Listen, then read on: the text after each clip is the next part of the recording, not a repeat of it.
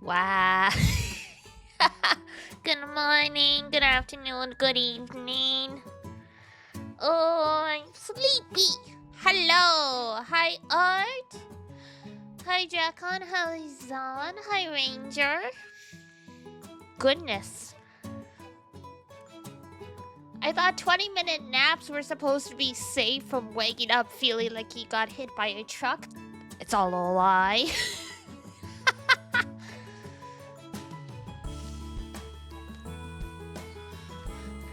Feels like you haven't been here in a while? I think so, dude. You missed the Raging Loop, the last Raging Loop stream too.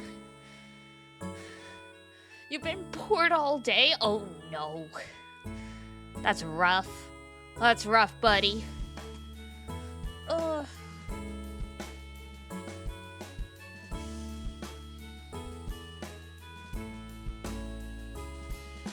I was like awake at 6 p.m. and I was like, okay, I'm really sleepy now, so I'll just have a quick nap, and then I'm like, oh my god. You watched the VOD for that one? You shouldn't have been able to. I took it down. Hold on here.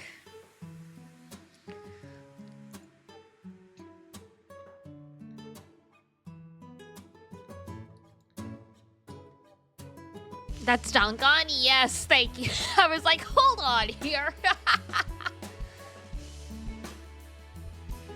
No worries. My day...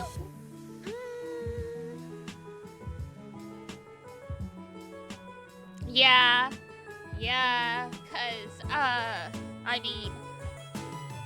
I left it up for like 30 minutes, and portions of it already got muted. So I'm like, damn. Copyright, they don't joke around. How am I gonna know what happened now? We'll tell you. We do a recap, don't worry. Reoccurring chest pain? Oh my goodness. I hope it's nothing serious. I hope if it is, you can, you're going to the doctor soon.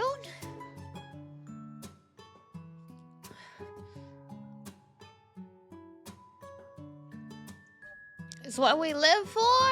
Yeah. That one sounds like a hospital visit for sure. It's one of our bodily functions as a moonbeam. I see.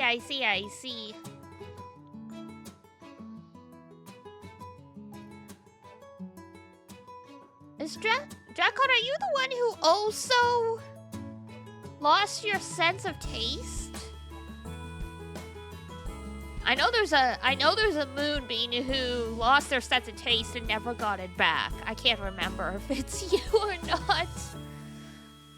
Oh my goodness, and now you've got reoccurring chest pain? Oh my god, you rolled bad on the health stuff, you poor thing.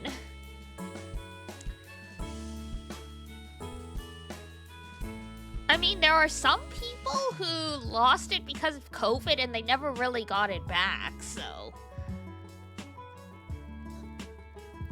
Chemicals?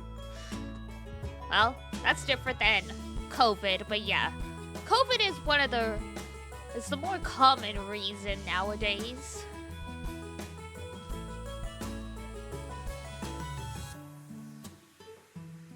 You have a moonbeam question? Okay, what's your question? And also, I never answered how my day was going. My days was mostly pretty good. I'll go into detail in a second, but it's just dumb work stuff.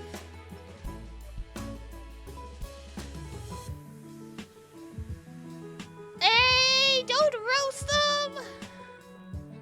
Liquid fire? Hold on. Whoa! Were you supposed to be wearing, like, a ventilator for using that kind of stuff? Oh, boy. Oh, boy.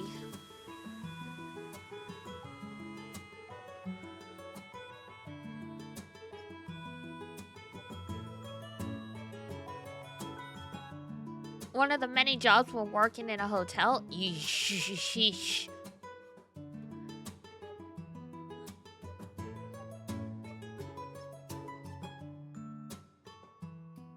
No more fears, yippee! But yeah, I guess let that be a lesson to everyone out there. Take it from Drakon. If you are working with any kind of product and it's like, use in a well-ventilated area, do not F around. Because what is it?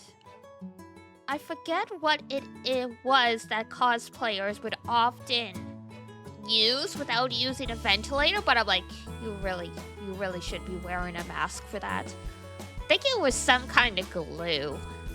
I can't remember. Don't get to smell the horrors. Well, that's great, but now you can't taste food.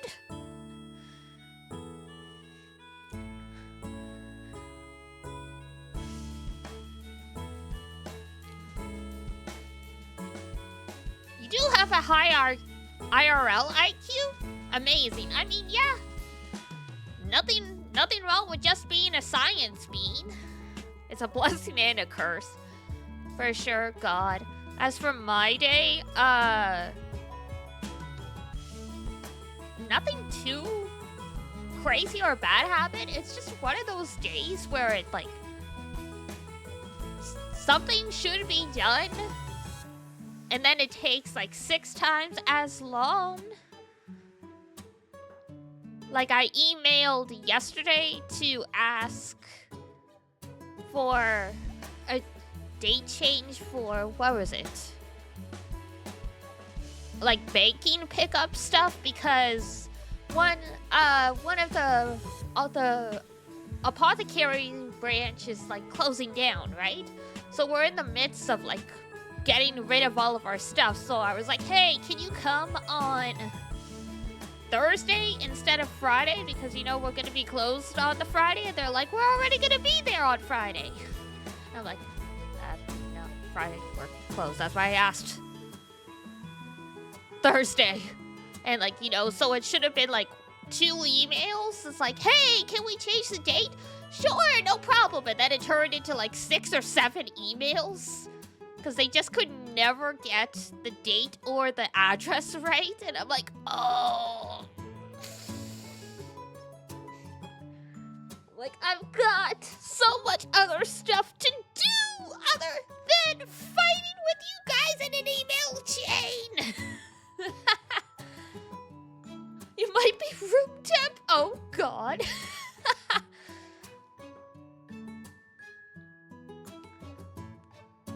I mean, be careful with saying that, though. From my understanding, IQ, like, it's rare to have a really high IQ, but it doesn't take much IQ loss to go from average to being, like, basically a slug kind of thing. Like, the difference between an average person and having no higher brain functions on the IQ scale is apparently not that big a difference.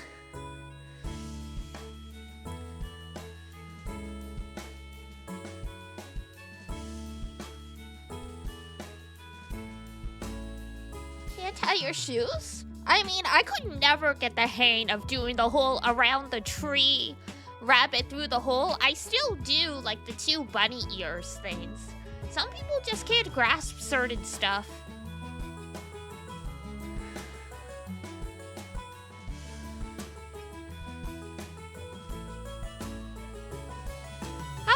How did we end up in a self-deprecating mood? Come on, guys, don't talk about yourselves like this.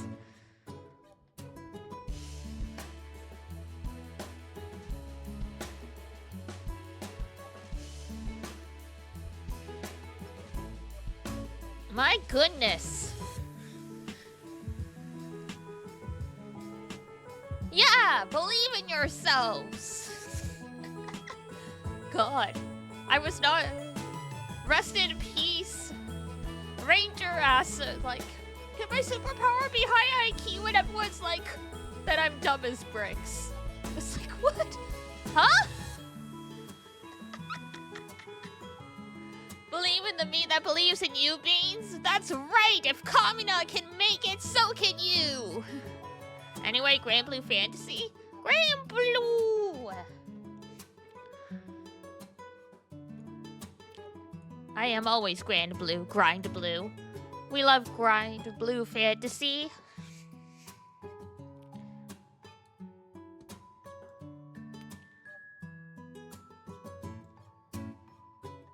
I downloaded but haven't started yet. Okay. First thing you gotta do is open it and make an account. You're gonna have to get through some story content before you start getting the raids that you need to build your grids. Because a lot of the raids are locked behind your rank, so you gotta level up first.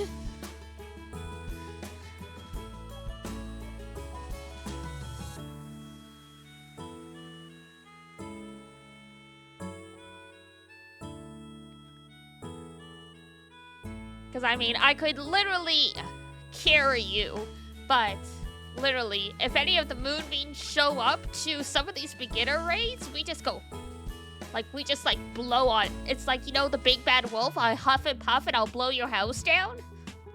Just one of our, like, senior Moonbeams just needs to show up and go, and then boom, it's dead.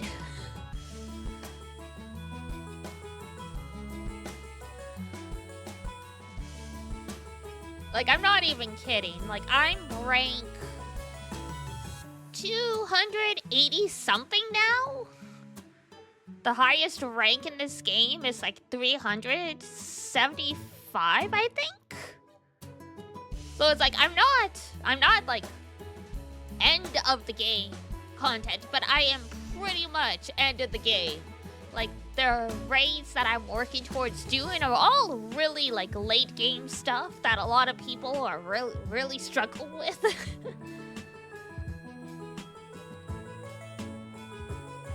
It's a browser game, you don't need to download it! Yes. You need to make a GBF raid roll for the help channel? Ah, you know, that's a good point. That's a good point. I should do that.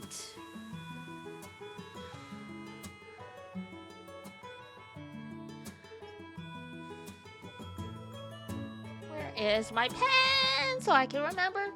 You're gonna download it anyway. You can't even get it in the App Store.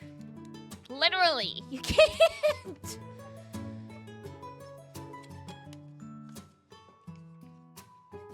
Not even. I think the only app version there is technically in Japan, and even then, it's just their special browser that gives you bonus points if you play the game in it.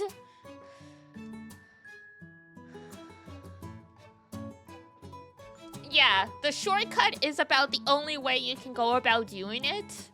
Like, whenever you guys see me playing it on stream, I'm literally just capturing a Chrome window. Like, I have a Chrome window resized, so it's, like, narrow. Insert DD grumble noises. Miss DD, I'm right here! Where? I'm still here, what?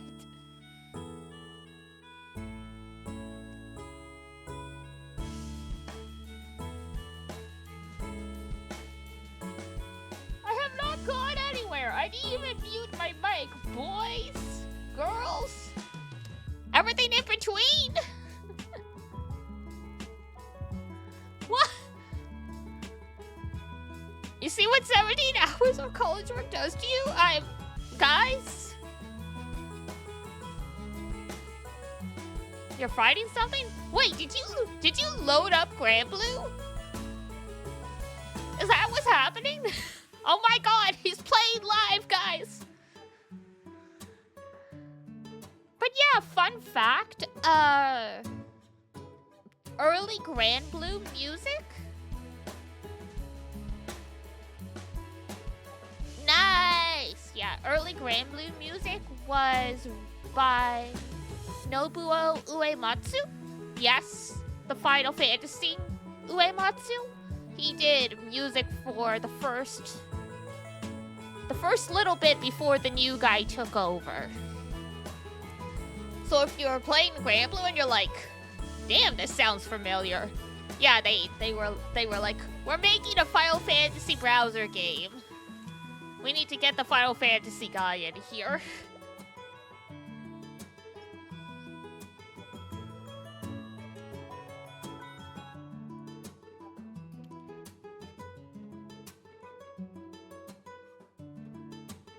Think side game started from a large quantity of Final Fantasy Square staff? That would make sense.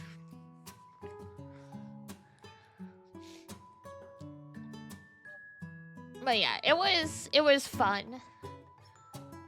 First a little bit, and then oh my god, new guy took over. What is his name again? I forget. But that started, but then after that, Granblue started having a lot of metal influence, including having like an actual metal band sometimes sing songs for it. Hiroyuki Sawano? No! It's not Sawano is not involved in Granblue.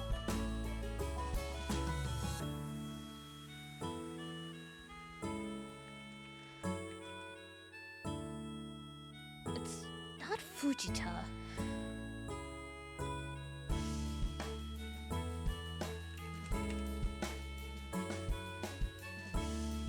Narita, that's it. Close enough.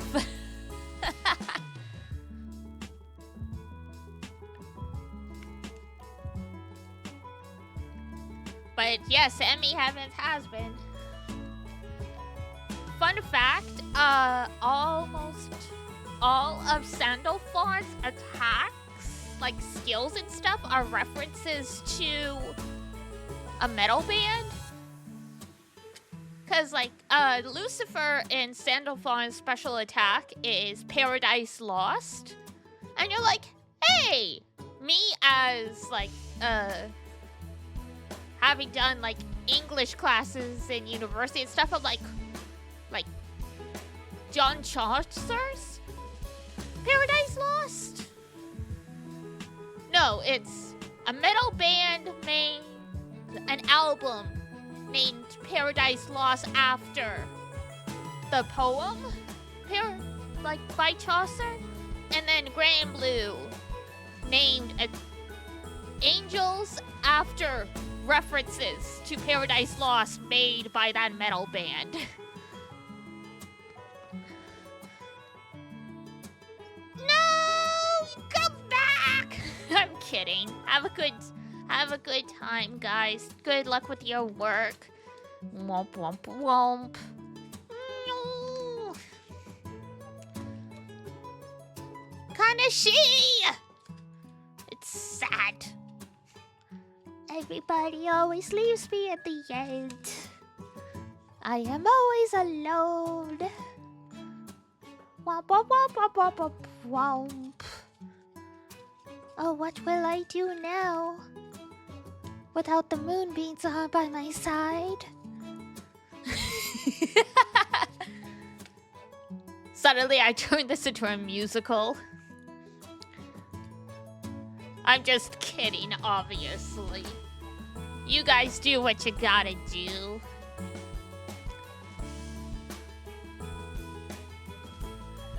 I know, it's okay.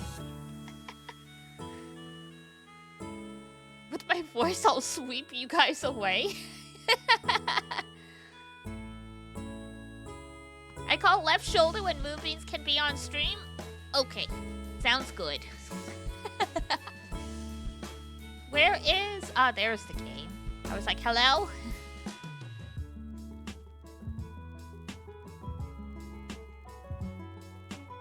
Top of the head? Oh my goodness. I'm being conquered. I call the hair. I'm being conquered like a jungle gym.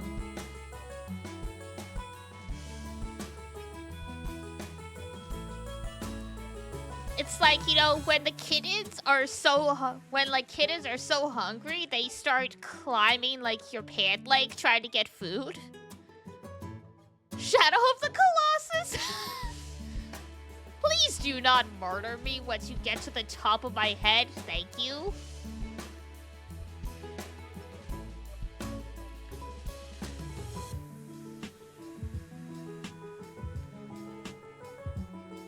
Access to the brain.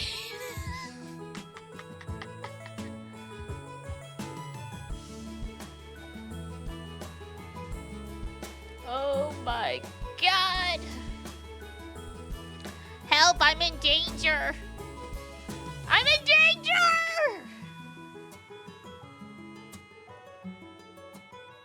Get any glowing blue spots? Oh god. Help. Help.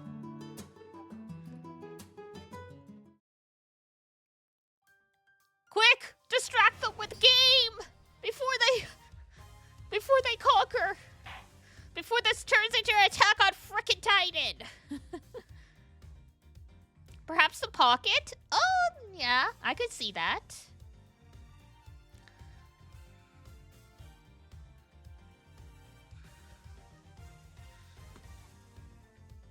I'm no danger, I'm ranger? That's a cute rhyme.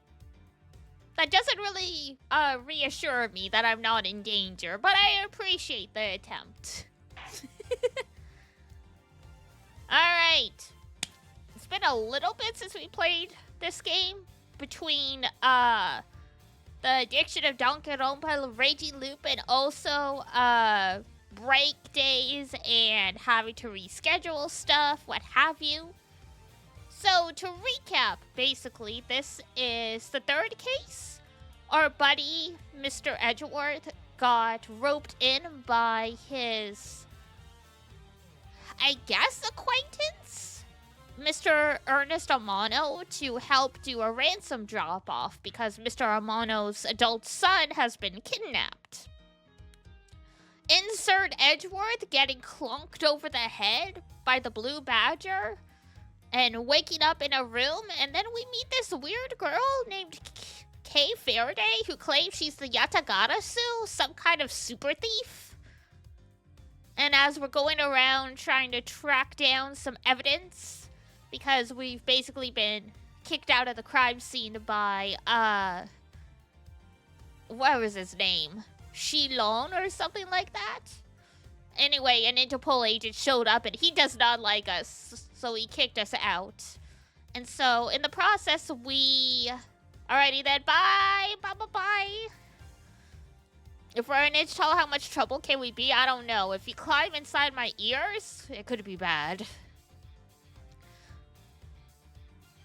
But yeah, so while we're wandering around, we ran into Emma Sky, who was in the first game. And between Emma Sky, Kay's weird projection contraption she's been using to recreate the crime scene, we are trying to figure out what happened during the shooting because dear old Wendy Oldbag, our least favorite character who's in love with Edgeworth, is now the key witness, apparently. So we're trying to figure out if she's full of shit or not. And that's where we left off.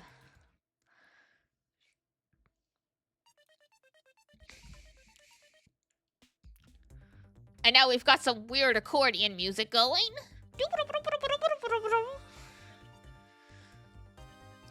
Access to the main control center of Diana? Please, no. Alright, God. Gotta try and figure out what we were up to. This new silhouette of the victim is in a costume. Right, because they determined since there was no blood anywhere, the person who got shot was probably wearing the Blue Badger costume and, you know, all the blood is inside. Ew.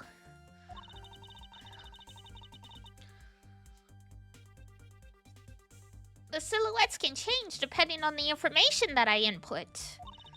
But Lil Thief can recreate more than just people. So investigate away. We may even find more info with which to make a more accurate sim. Sims? We're playing The Sims?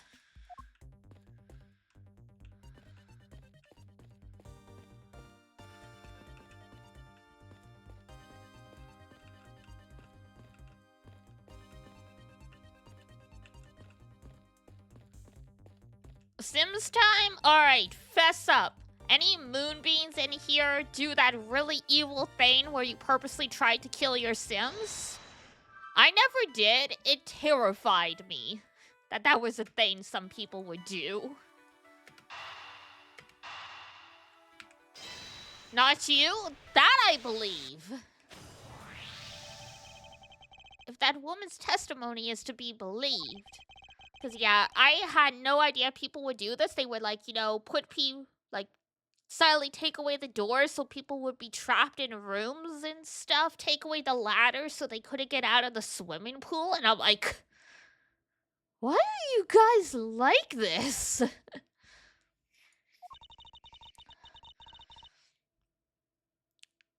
I assume it's the same people that were kind of destructive with their toys when they were little. Do you want me to input that bit of info into Little Thief? Yes, if you please.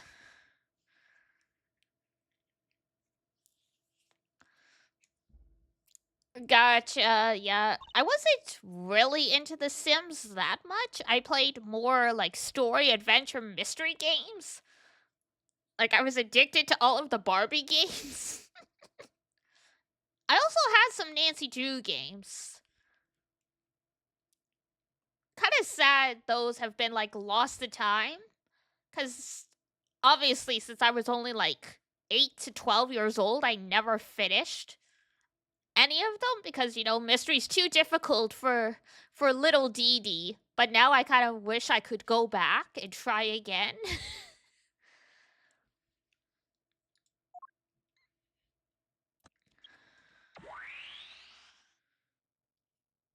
Aw, that's cute. Damn.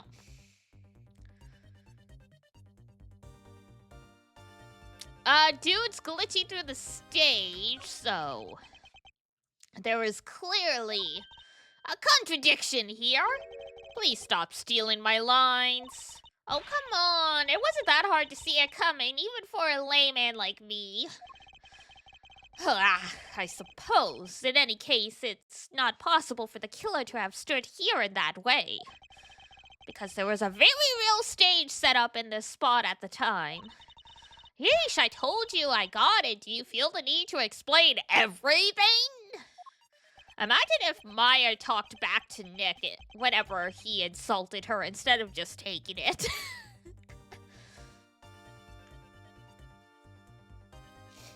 Yes, well, in any case, we still need to resolve this unusual situation.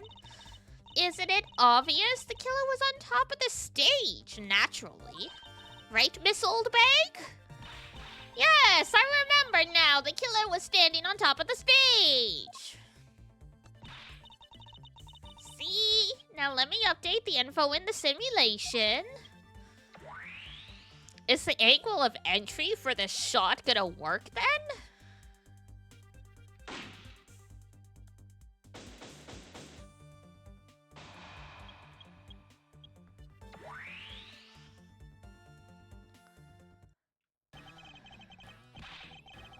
Oh, Lone! It was Lone something something or other. Well, well, well, what do we have here? A bunch of hooligans running amok, I see.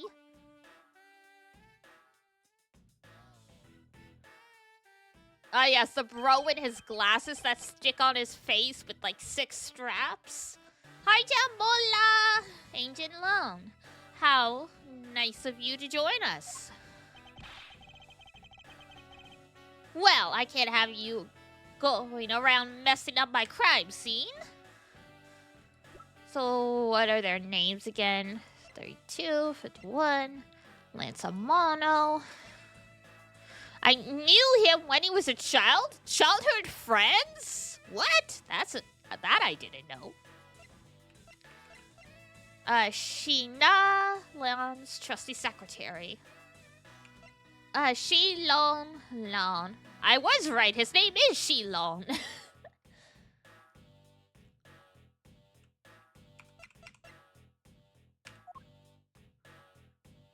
Lauren Emma and security lady. Age question mark. No one knows how old Wendy Oldbag is. They just know that she's old.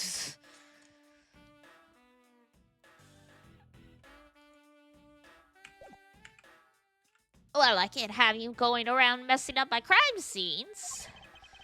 Agent Long, we've discovered that the real scene of the murder is here, the stadium. It's like, oh really? Is that a fact?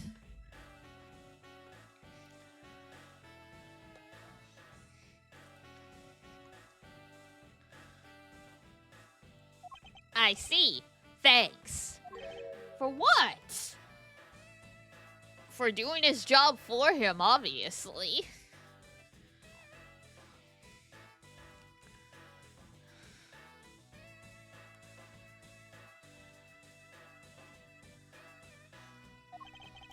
I'm just trying to show you my appreciation for all the time you saved me.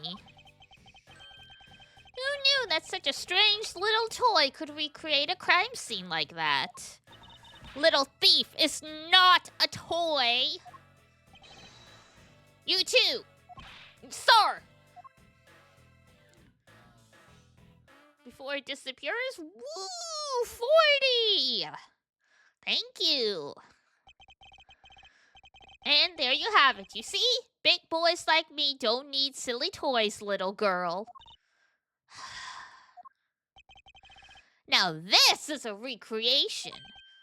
So what? Do you still intend to assert that Officer Meekins is the killer? What, did they recreate the crime scene using the officers? We can't see shit. Of course, even knowing that the crime took place here doesn't let him off the hook. Oh boy, here we go. I wonder how he sets his hair in the morning. I have questions. He's like supposed to be a dragon meets a wolf, but he just looks like Wolverine. Officer Meekins lay in wait for the victim on top of the stage. And when the victim finally showed, he shot him from on high. That's the truth your little recreation showed. How far will you go to accuse Officer Meekins of this crime? He's the most likely suspect we've got, especially given the situation with his gun. Oh yeah, the suspect is Officer Meekins because he lost his gun. He just dropped it somewhere.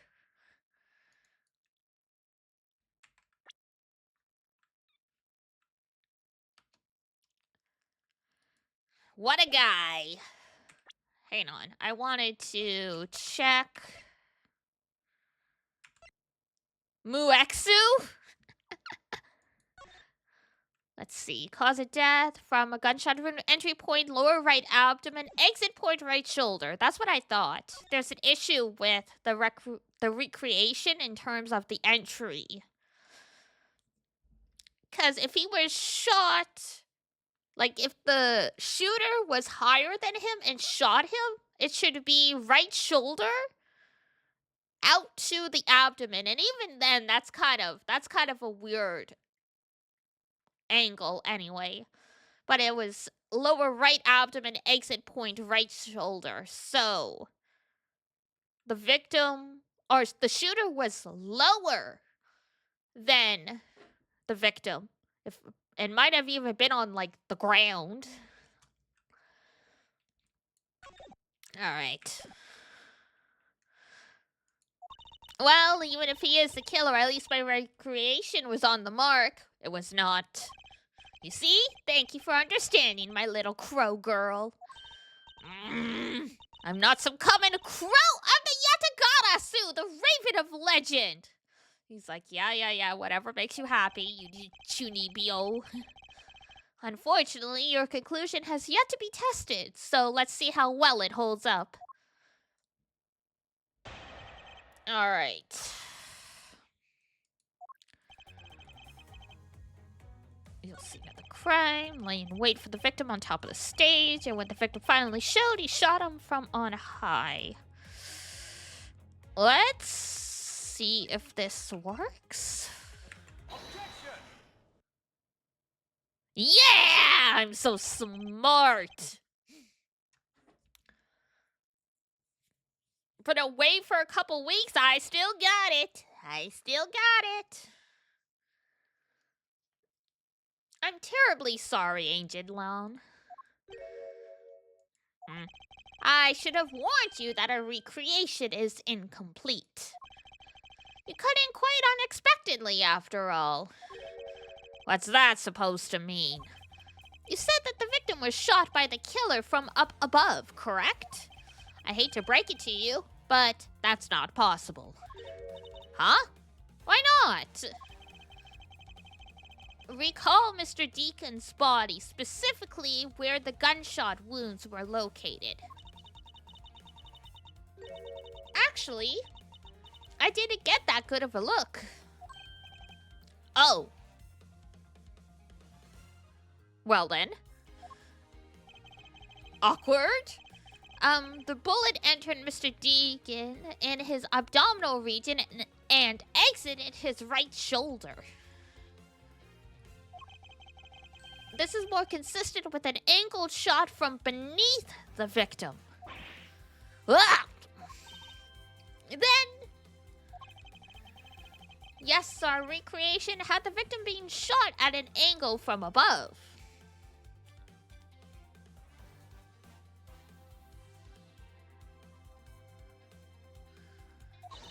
A clear contradiction. You're discounting your own conclusions. I mean, if it's wrong, bro. No, this one point is the only flaw. This was the mistaken parameter in our recreation. The killer and the victim's locations.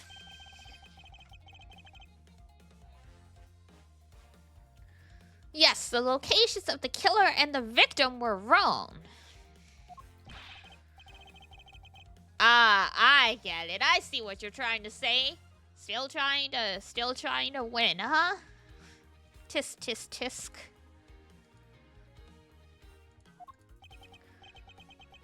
I believe the killer and the victim were standing opposite to what we initially thought. It was the victim who was on top of the stage as he was being shot by the killer. She's like, okie dokie.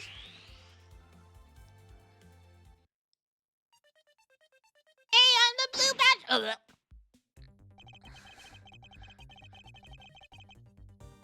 If this is what happened, it also explained the positioning of the gunshot wounds. But then what about the footprints? Since footprints don't lie, we can assume then that the killer also wore a costume. Okay, I'll try using that data instead. It's Badger on Badger violence! The nature documentary never told me it was like this.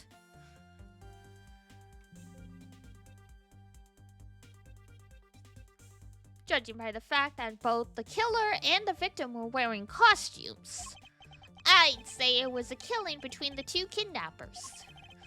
That would be the most natural conclusion. Wouldn't you agree, Ancient Lone?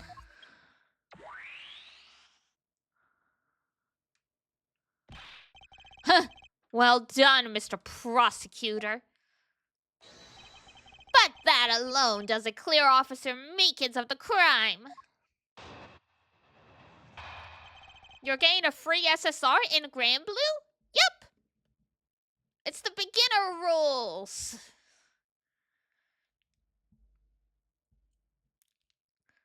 There are indeed many to choose from. If you post a screenshot of what options you have, the Moonbeam, like in the Discord, the Moonbeams and I can give you some advice on who's good.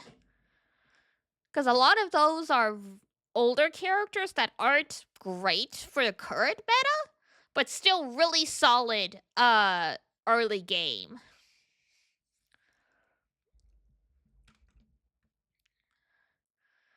And if you do, there's like the Shadow Academy.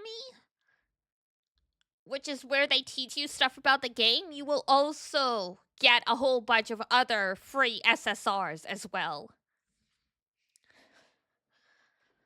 Like they've really stepped up the support to get people to play the game, because Granblue developed a reputation as being like impenetrable. I was looking for a baddie to pick. They are there.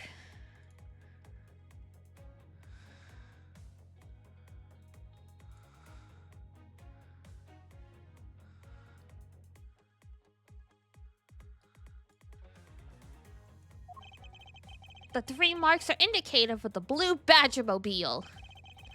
That story Officer Megan's told about the shop on wheels getting stolen was just a lie. You can pick 5 of them. Damn, they really stepped it up. I think they are a lot of older characters, which makes sense. Game's been around for 10 years. He drove the blue Badgermobile here and committed the murder. Then he used the car to move the body to the garage in the Wild Wild West area. Now I gotta research you need, Meta. I'm pretty sure none of those characters are current meta. But yeah, you'll be able to put together a decent grid to start with. You believe he moved the body with the car. That's right. It was Officer Meekins himself who pointed us to the way he did it. Also, right now there's a special pick ticket running where for $30 you can actually buy a character and its summons that are currently meta. So,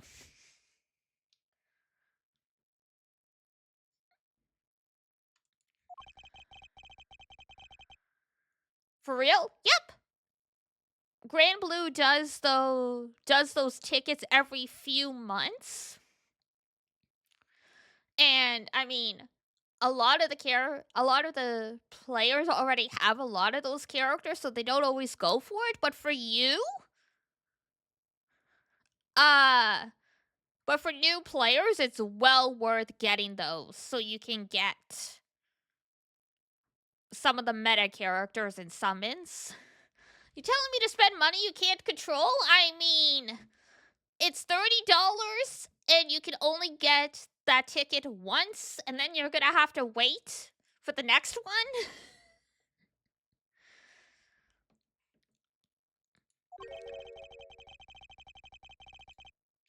That's the only money I recommend spending on Granblue, cause it's 300 rolls to get the character you want, guaranteed. So buying rolls are exorbitantly expensive in Granblue, but if you get the tickets, then it's just $30 for a character, which is a good bargain.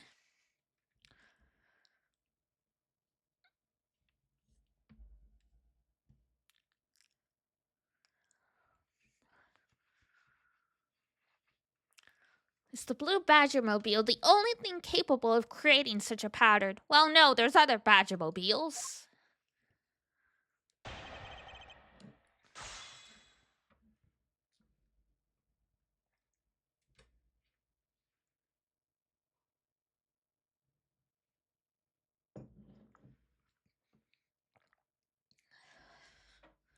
Another bit of proof.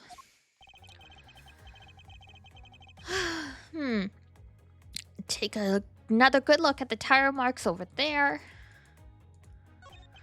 The 3 marks are indicative of the blue Badgermobile. That's story Officer Meekins told. Okay, what is there in evidence?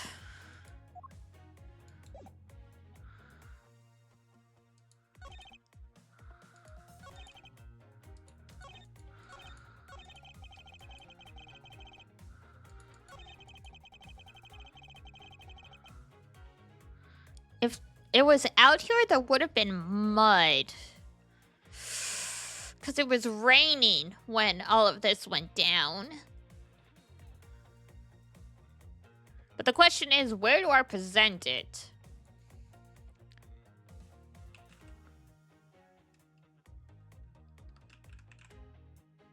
Because that's always the struggle. Sometimes you know what to contradict, but then trying to figure out. Where to do it is another thing.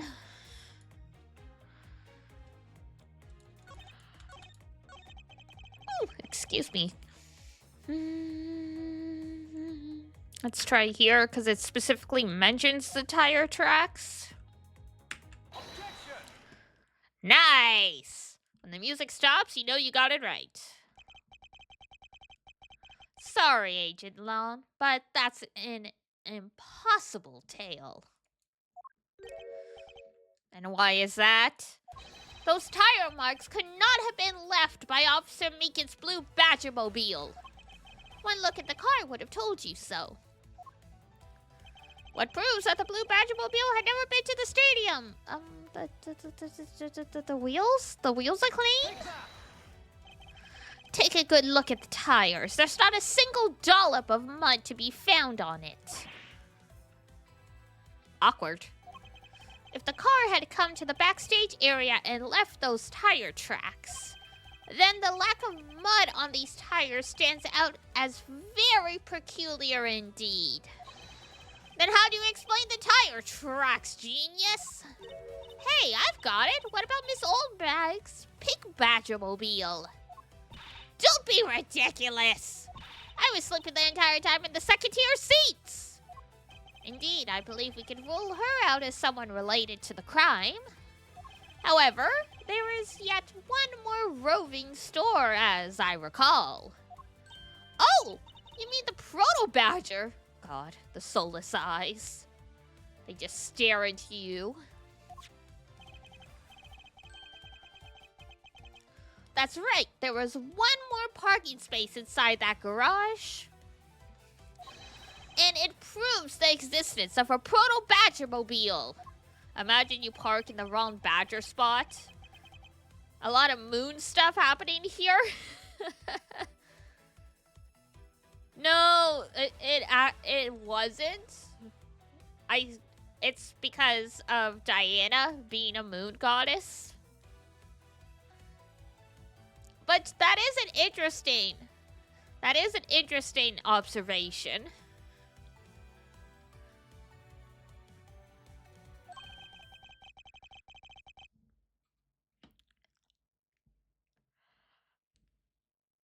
Excuse me. Diana from League of Legends? No. The ancient Roman goddess Diana?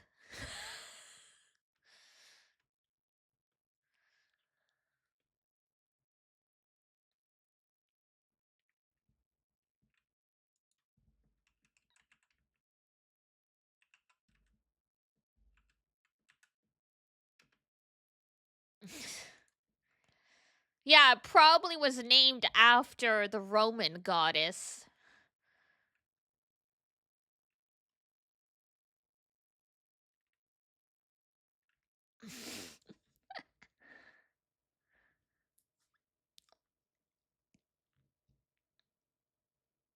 Y'all so silly.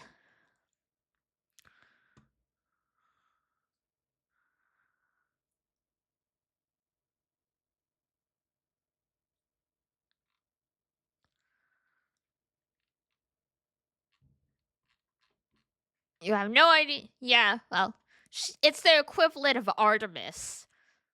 That's why Artemis from Sailor Moon is named Artemis. Because it's the moon god.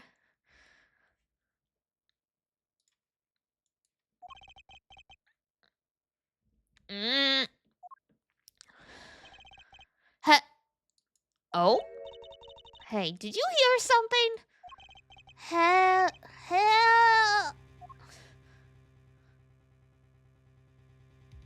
Oh, hello.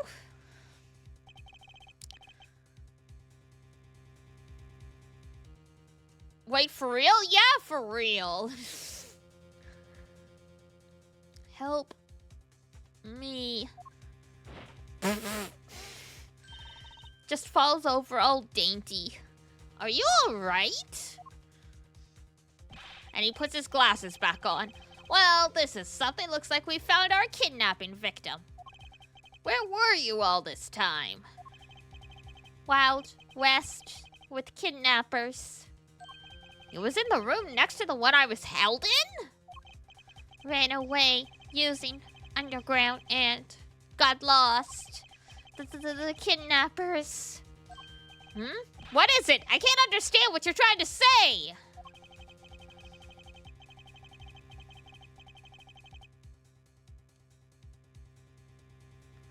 The kidnappers escaped wearing costumes. Yeah. Snow rushed to join crew because I mean, you can do United Fight without being in a crew, but I haven't even set up the Moonbeam one yet. I have to leave my current crew to do that first, which is scary. I want to make sure you guys are actually playing before I do that. I mean, I can always go back, I guess, groveling on my knees.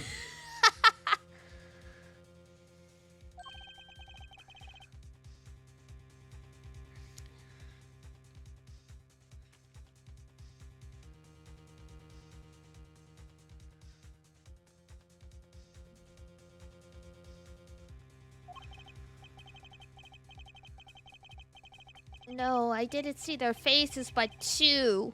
One was a woman. A woman? Quite an important piece of testimony. These freaking glasses. Hey, what are you guys doing? Stop standing there and get your cops on this already. I'll even let you guys have what the kid said just now. Consider it a gift. Now, are you going to get out of my crime scene, or am I gonna have to get rough?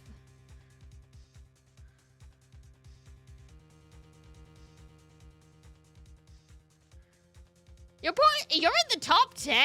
Oof. Yeah, my crew definitely is not. But there were a bunch of slackers, so I've been debating whether or not to leave anyway, because it's just me and the captain who have been putting in all the work. And I mean, you can't win every time, but it's like, it gets real grating to put in all the effort and always lose. Again? You're nothing but a big bully! Come on, Mr. Edgeworth, let's go! Oh, no, not you. You're a very important witness for my case. I'm not about to let you get away that easily.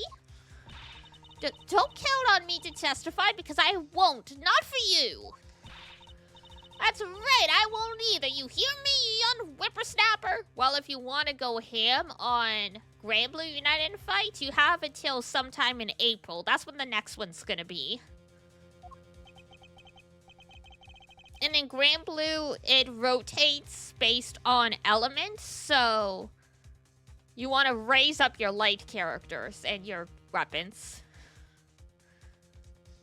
Hey, calm down. There's no need for all this hostility. I just want to take a statement from each of you.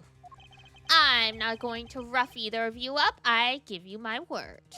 Come now, fair maidens. What do you say? Will you cooperate? Okay, sleazeball. Fair maidens? My, you little rascal. You sure know the way into a woman's heart. Lonzi says, the passage of time is but a fleeting moment, and a lady is young forever. Huh. Trying to outdo my edgy poo with your fancy smancy stains? Girl.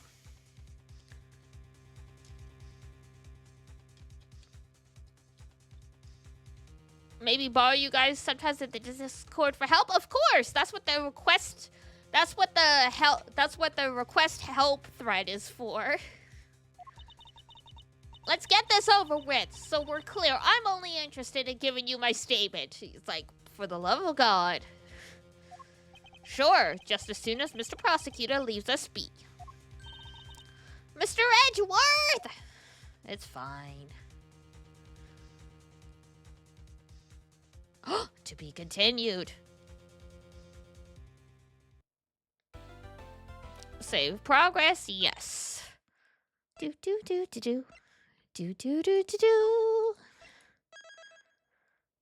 Alright, and I know we technically just had an ad break, but I figured there was gonna be an end of, like, quote-unquote chapter in a moment, so...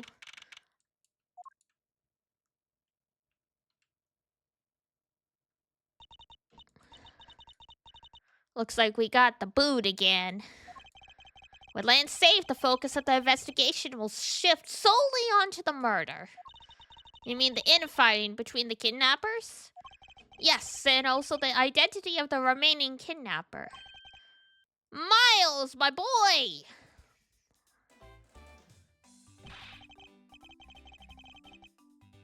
Perfect. Alright. I need to go to the bathroom. So we won't have a full break like we usually do because we just had the ad break. But I am gonna go to the bathroom. So I will be right back, guys. Ooh.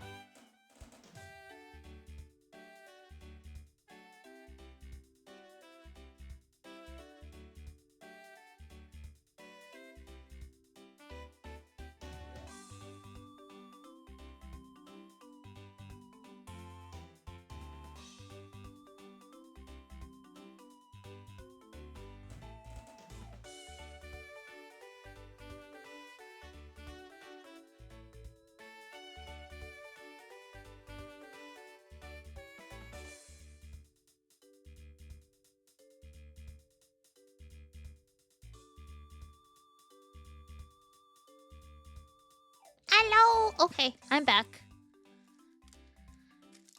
Sorry, accidental adventure on my way back. Welcome back, thank you. My wrist is bugging me today, so I went to go find my brace. There. Ugh. Oh, that's a little too tight. Hang on.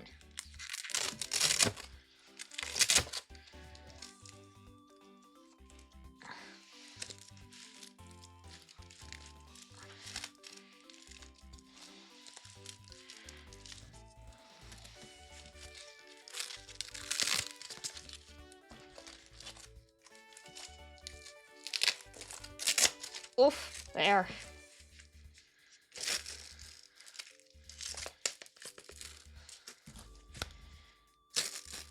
You put it on and you're like, yeah, that don't feel right. I thought those were snacks. Alas, no snacks. We need to go grocery shopping. There's minimal snacks in the house right now.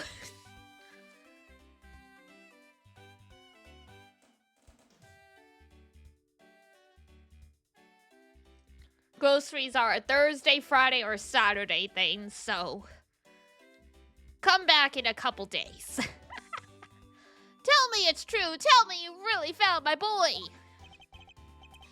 Yes, Mr. Almano. We found him earlier in the stadium. Then my little Lance is unhurt? Little? He's older than you, girl.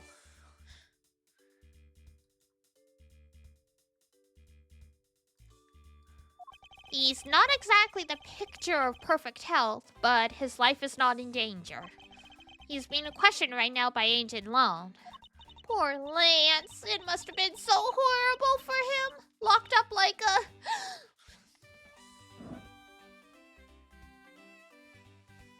Like a what? Like a bird? Like a puppy?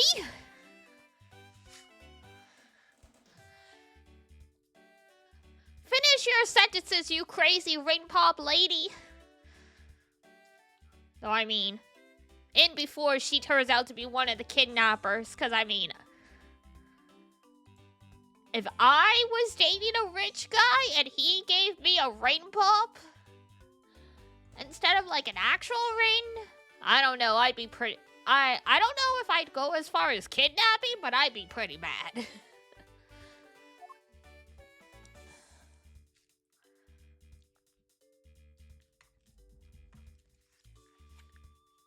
Oh, I thought we were still in a cutscene for a second. I'm like, why isn't anything happening?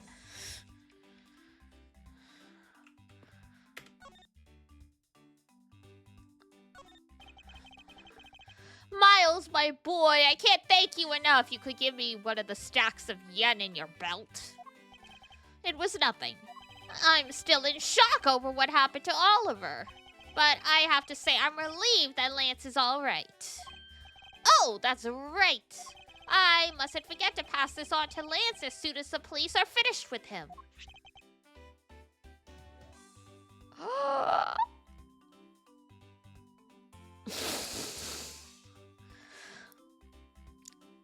My dearest Lance Amano, may I come see you again, your beloved Viola. Do you guys remember? Do you remember who she is? She's the Yakuza lady who runs, the loan office. From, what was it, the third game? Yes, the third game. By the way, Lance is being chased after by women reminds me of someone I know. I almost can't believe he received yet another love letter, you know? Here, take a look for yourself. That's an invasion of privacy. You're not supposed to open other people's mail. Isn't that a breach of confidentiality? Pretty much. Yeah, it even says on the letter that it's a loan company. Damn, the ink is running. That is the most terrifying, debt letter you could receive. Also, the stamp has like a Joker smiley face on it.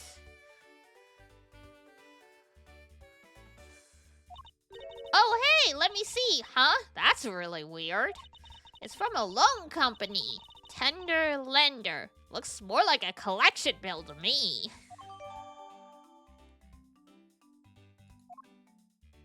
Yeah, I didn't know they send collection bills like that these days. Oh ho, this looks to be something with quite a bit of value. But these have value attached to them only by probing deep into the unknown. Can we become true winners in this world? Thanks, but knowledge isn't what's going to make me the winner here. I see. Alright.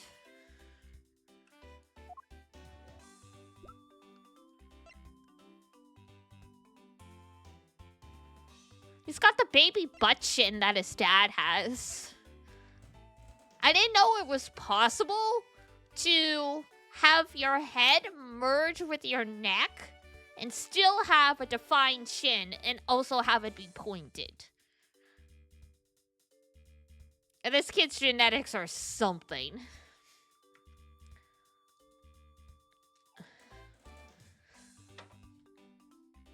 Don't usually like roasting. No, I was gonna say, I don't usually like roasting people, but in this particular case, it's a weird character design choice, in my opinion, that's all.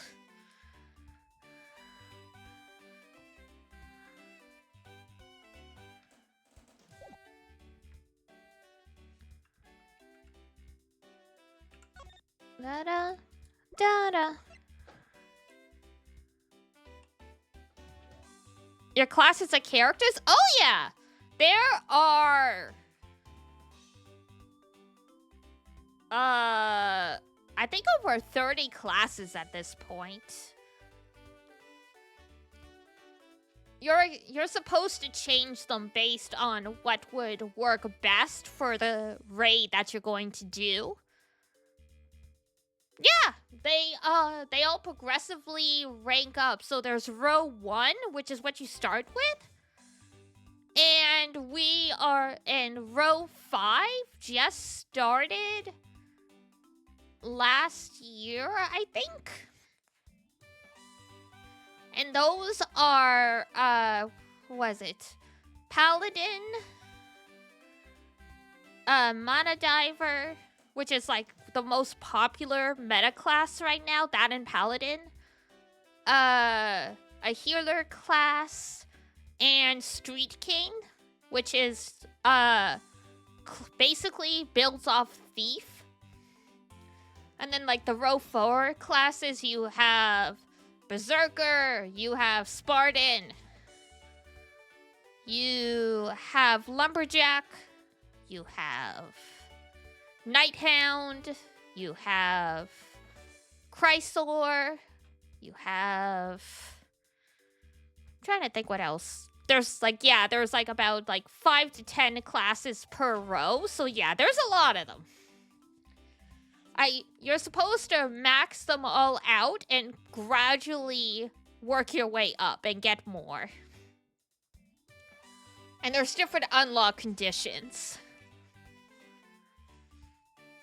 And then there's also the extra classes where to unlock those, you have to forge certain weapons. There's a lot! There is so much. Like, you will not run out of content. Like, you know, in some gacha games, you're like, yeah, I caught up on everything. I'm just doing the dailies now. No, you will never catch up in Grand Blue. There's so much. Even as someone who's been playing for 5 years, I'm not even close. There's always something to grind for.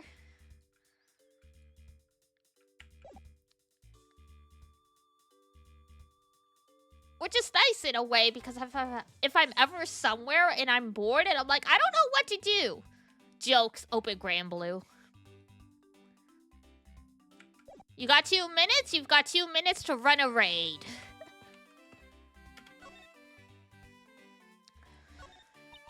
He loves me. He loves me not. He loves me. He loves me not. Aww, that's the 12th one. Girl, if you're relying on picking the petals off flowers to determine if the guy likes you, he's not into you.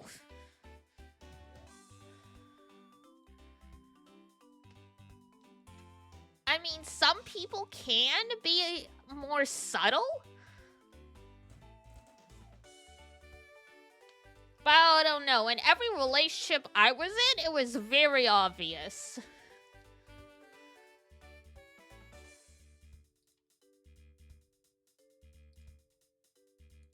Or you're very bad at realizing it. That too. Like Sana in frickin' Kodocha, and that has led to like 70 episodes of misunderstandings. Though that is like true anime baloney, because the dude has kissed you 3 times by the time the 6th grade ended. How do you not clue into that? Like, oh, he's just a kissing fiend. Yeah, okay. Has he kissed anyone else this year? No? The opening's been stuck in your head since Sunday. I get daido boo da na na na na na na na na na na na na.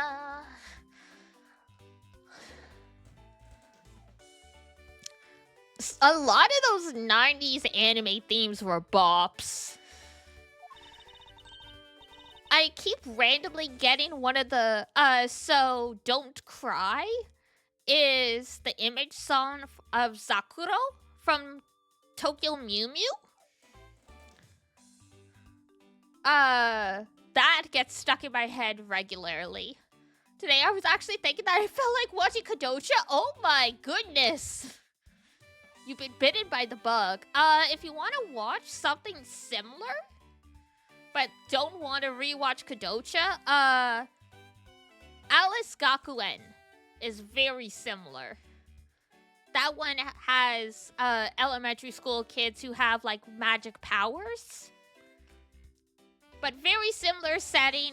The girl has pigtails, just like Sana. Her name's Mikon. And the main boy is just like Akito. Alice Gakuen. Here, I'll write it in the chat.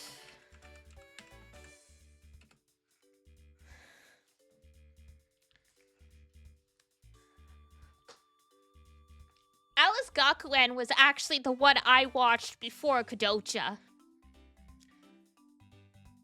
Kana Ueda voices Mikon in that one. And she's actually the voice of Yule from In Grand Blue Fantasy. As well as Rin from, Fate.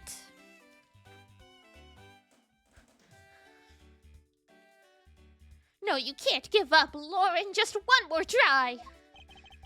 Excuse me, but I can't help but feel a bit sorry for all the flowers you've gone through. I suppose if they were me, then... If they were you, what? I believe that you said you were Lance's girlfriend when we first met, correct? Yes, I am, but oh, it's not like we both think of each other as lovers. I mean, if you're... I mean, maybe you don't use... the term lovers? It's on Crunchyroll? Yeah! Alice Gakuen, it was pretty popular.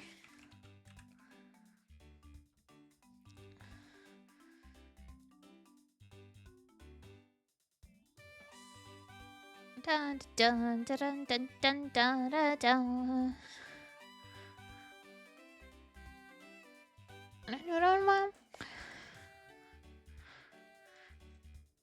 I haven't read her the creator's newest series, but I've heard it's pretty decent. And they're gonna have an anime of it, so... Creator's still doing stuff. The creator of Kodocha had a series running that ended a couple years ago. So a lot of them are still doing stuff, just... You know, you tend to have one big success in your career, and then everything else is just kind of, eh. The one going like 20 years? Yeah. Oh my god, was it? Honey Bitter or something like that?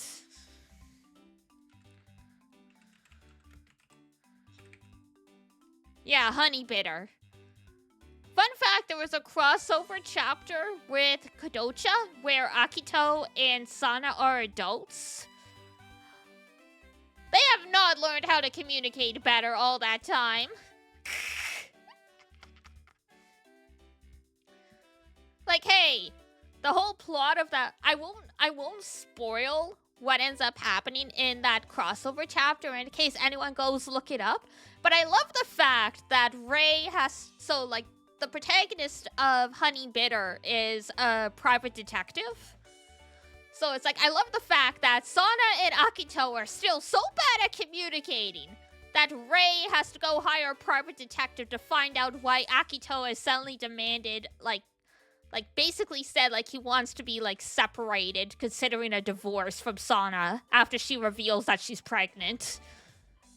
I think most people can use their logic to deduce why he might be feeling a little cagey at the idea of Sana being pregnant, considering what happened to his mother. But no, we gotta hire a private detective for this. Because Akito just can't say it.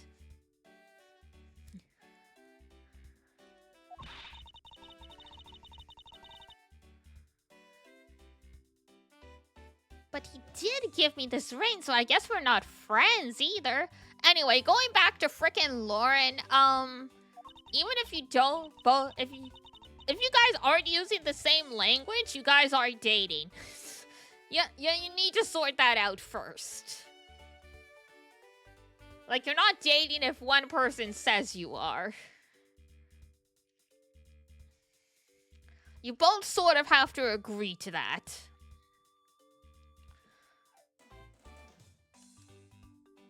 Like, you can kind of casually stumble into dating, but you can't kind of casually stumble into going steady, as they say.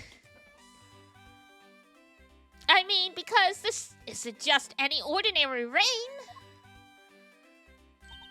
But yeah, I've never read Honey Bitter, but I read the one-shot that the Kadocha creator wrote based on the novel that, like, Sana and Naozumi acted in the movie adaptation of. It was really good ghost story. It tastes so sweet when you lick it. Yeah, it's a rain pop. Also,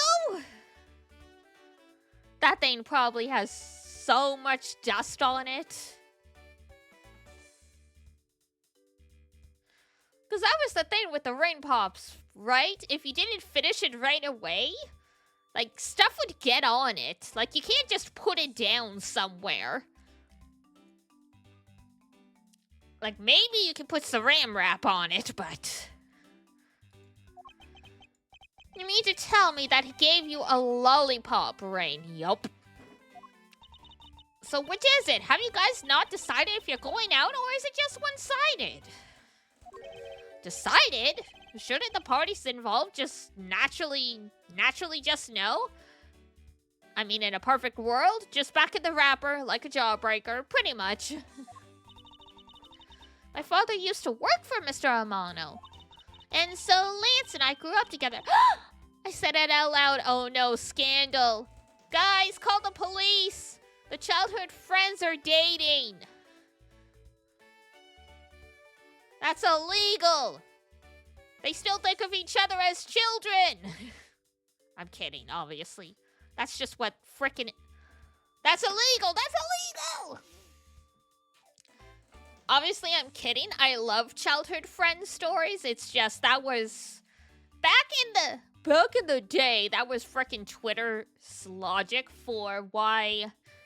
If you shipped childhood friends, you were into, like, pedophilia. Because she's like, if you knew each other as kids, you probably still... Yeah, their whole thing was like, oh yeah, like, you know, they knew each other as kids. So even though they're 20-something now, they still think of each other as 6-year-olds. And therefore, that's, like, pedophilia. It's like, do you even listen to yourself?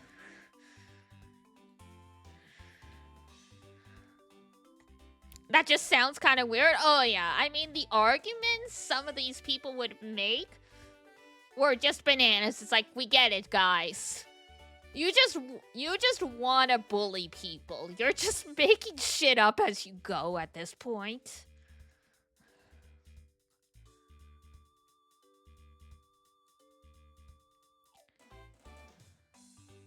And so, Lance and I grew up together. I said it out loud! It's impossible to date an adult, basically. Basically.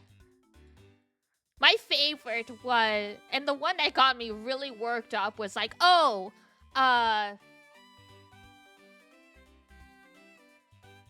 like child-coded adult, basically. The idea that if you look young or you have a young body type, if you're attracted to someone like that, even if you're both adults, you're still into kids kind of thing. And as someone who looks like very young still, I'm like, miss me with that shit. You know, there are some adults who never get taller than 5 feet tall, like One Punch Man cosplay? God. I did cosplay Tatsumaki. I did, actually. How did you know?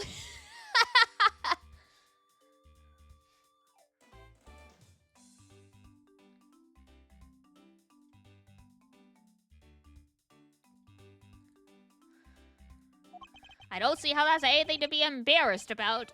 So your father was an employee for the Mono Company? What did he do?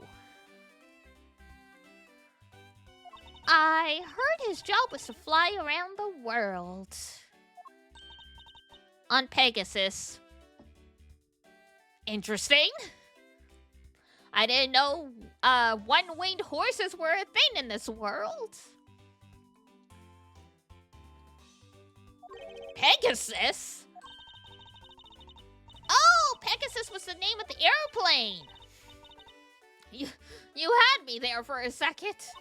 But now it's all changed. My father, he isn't around anymore. Oh, I see. About 10 years ago, he rode in Pegasus off to somewhere and never returned. He just stole the plane. Riding Pegasus to whereabouts unknown. Sounds like the stuff legends are made of. It's been so long, I don't think I'd recognize him if we were ever to meet again. Well, understandable. I'm so sorry, Lauren. But I won't give in to the sadness. I have to live. Yes, Lauren, live! Good for you. You're trying, at least. About the case? About this incident? Incident? But isn't the kidnapping already over and dealt with? I've been here the whole time, so I'm afraid I don't know much about any other incident. There was a dead body right behind you. How did you come to know that Lance had been kidnapped? Oh, that's because of my women's intuition. She's guilty, guys.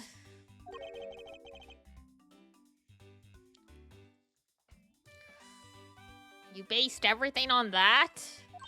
I know everything when it comes to my Lance. It's really strange. It really must be destiny.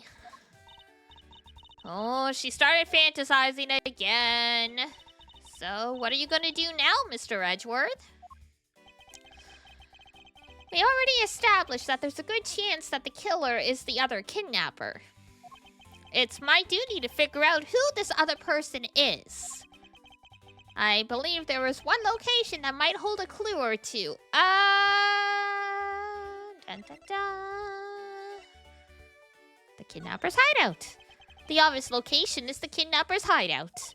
But we're still not allowed in, remember? Agent Long and his men should be done with this area.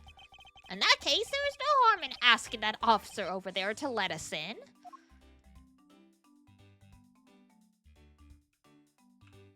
Hi, officer. Can we go inside? What do you have to report? Sir, nothing unusual or out of the ordinary, sir. have I heard such redundancy before? Is it possible for you to let us take a look around inside? Sir! Roger, sir! That was surprisingly hassle-free. Are you certain? Didn't Agent Lane order you not to allow me in? Don't call attention to it! The dude's like, oh yeah! I remember! Sir, that's true, sir, but Detective Gumshoe asked me personally to let you in, sir! And I couldn't refuse a request from him! Wow, looks like Detective Gumshoe has a following. Furthermore, I was asked to give this document to you, sir! What is this? Oh, damn.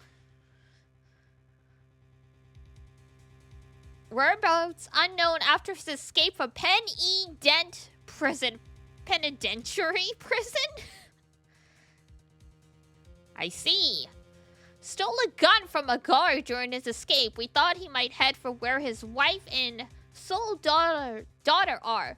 But, despite our surveillance, he has yet to show up. Interesting.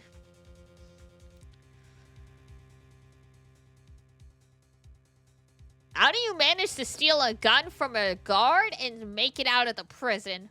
What's the security in this place even like? But the name here says Colin DeVore. That's the same name as the one on the back of the pendant. It appears that Colin DeVore was his real name. What's this? He was convicted in a case 10 years ago and sent to prison. What? Then what was he doing here? Apparently, he broke out of jail and then just vanished. He must have become Oliver Deacon to cover up the fact that he was an escaped felon. Rich people don't do some background checks, apparently. Now, I'm not sure what's going on anymore. Is there some sort of link between the victim's past and this current case? These police documents are rather detailed.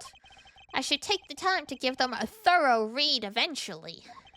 It's fine. Let's focus on one thing at a time, starting with the kidnapper's hideout.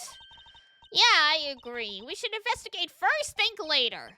More than thinking things through, I think you should try remembering things first. Damn. Now then, if you could please unlock the door, officer. It was locked up until a little while ago, but since then, the door's been wide open, sir. I'm not sure I follow what you're saying. Care to explain in a bit more detail? Sir, the door was locked down tight when they went to check out the room. So they got about 10 officers to help out and break the door down. 10 men? That is a crazy door. Also, that's a really inefficient use of manpower if you need 10 dudes to break down a door.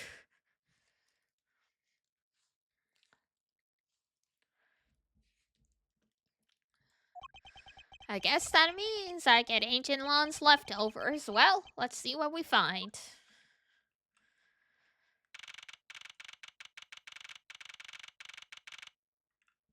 Ooh, coffee pot? Photo rally? Some kind of dumpster? Broken mirror? We did hear the sound of glass breaking when we were on the phone with the kidnapper, so I guess that does make sense.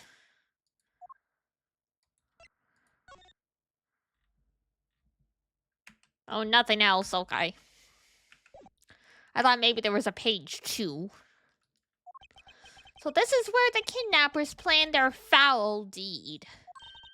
Well, you were tied up for a while in the room next door, Okay, please. Must you bring that up again? Now then, down to business. There might still be some clues left in this room. Let's try to find out what we can of the other kidnapper's identity. Begin investigation. The trading post? Interesting. Okay, what's in here?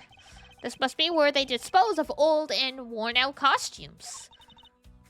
That's so sad. It would seem that they throw the costumes away in pieces.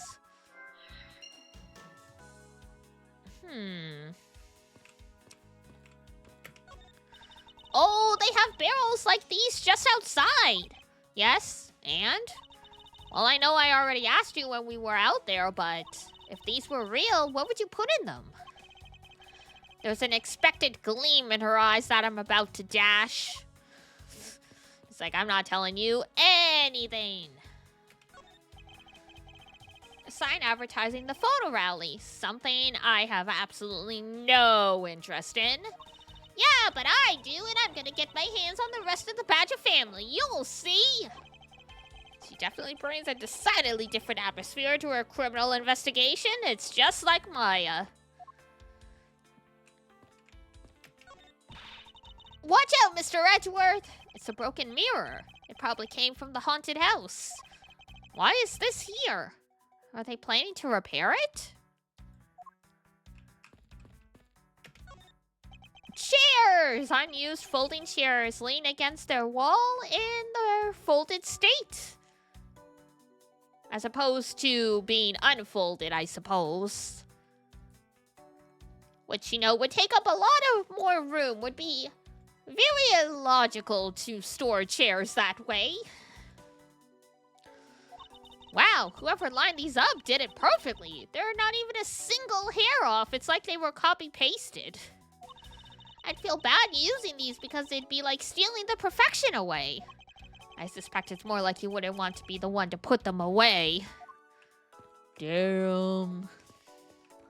Ooh, coffee. I won't rest until I've inspected every suspicious-looking nook and cranny. Coffee. Cheap styrofoam cups. Looks like only 3 cups were used. 3 cups, 3 kidnappers.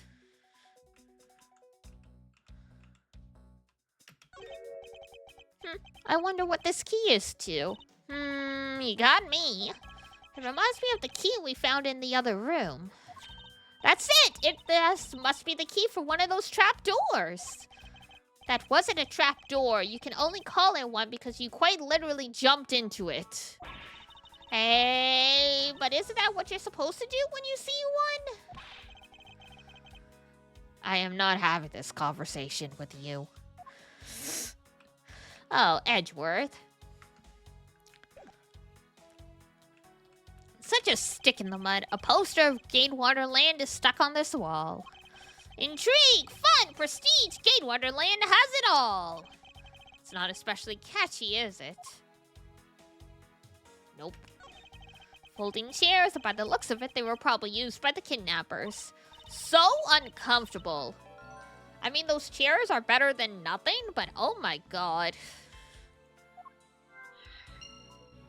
You become... I don't know about you guys, but every time I sit in one of these, I become very aware that, yes, my butt has bones in it.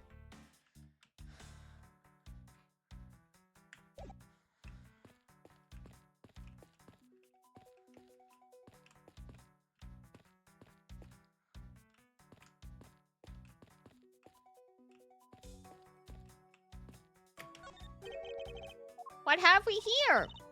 Looks like a sword. A broken sword. Same crazy uncomfortable. Yup. It's not a good time.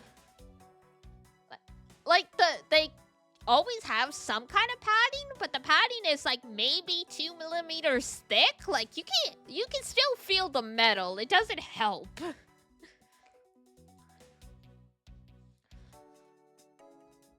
Like, even a wooden chairs are also pretty uncomfortable without, like, padding, but even a wooden chair is more comfortable than a steel chair with padding.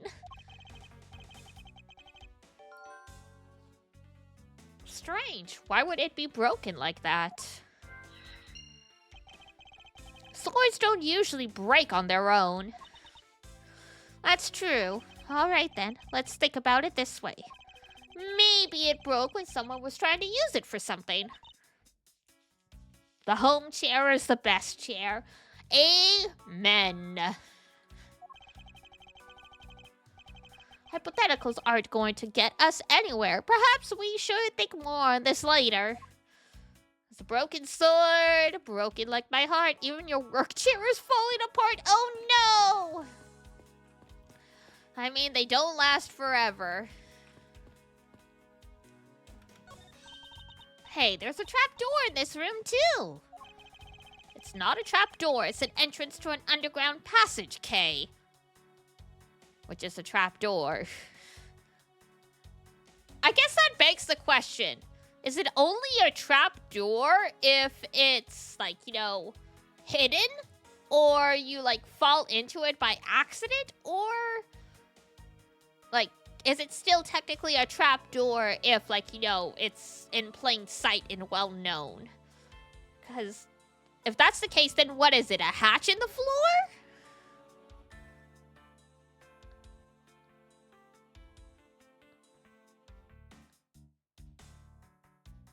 Oh no! The staples came loose. Yeah, that sucks. You can reupholster that stuff, but yeah, you need to have the proper materials and tools and stuff.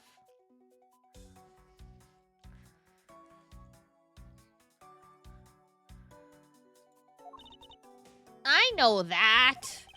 The door leading to the outside world was locked, so Lance must have escaped his prison through here. Well, we assume so anyway. The door is thoroughly broken thanks to the police who forced it open. I won't rest until... it's weird that the handle's broken this way.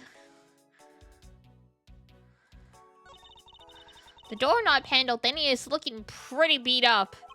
I suppose that's what happens when 10 officers break their way in with brute force. Hey, that's odd. The lock on this side is completely fine. Look, not a single dent. But how is that possible after what the officer told us? Yeah, if the lock had been in use when the door was busted down, then the lock itself should have been completely wrecked. So the lock on the door leading to the outside is undamaged. I guess the door wasn't locked. They just thought it was. Probably, you know, the sword. They jammed the door.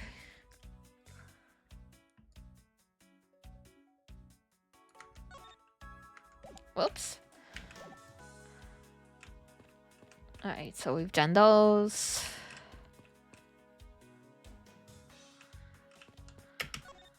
Beyond this door is where the kidnappers held you after getting the jump on you. Must you keep reminding me? What's the room where I got to see your awesome face? You didn't have to remind me of that mortifying moment either. Oh, they're edgy. Alright. Never mind. Didn't want to talk to you. I wanted to try putting stuff together. Let's see.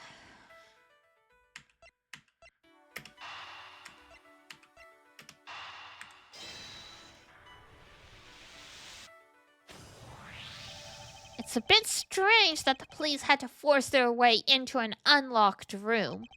One look at the pristine door lock and anyone can see that it was not in use at the time. But the policeman outside said that it took 10 men to get it open.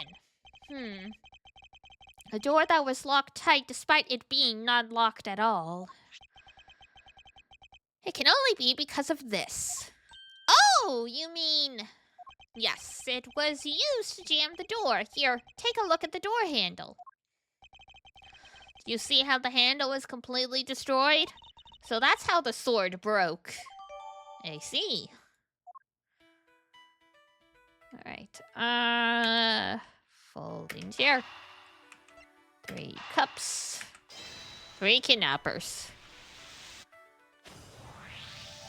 The common denominator between the cups and the folding chairs is the number 3. Speaking of which, the number of missing costumes is also 3. Wait, but I thought there were only 2 kidnappers. Indeed, something isn't adding up. Literally. It is possible that there was a 3rd kidnapper that... Is it possible there was a 3rd kidnapper that Lance didn't see? Possible, yes. I thought that we might uncover the true identity of the kidnappers. But instead, we've only uncovered more questions that need to be answered.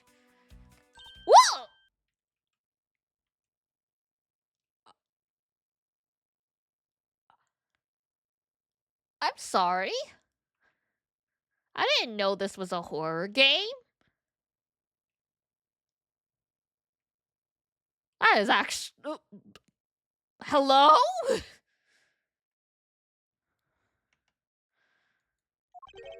is it?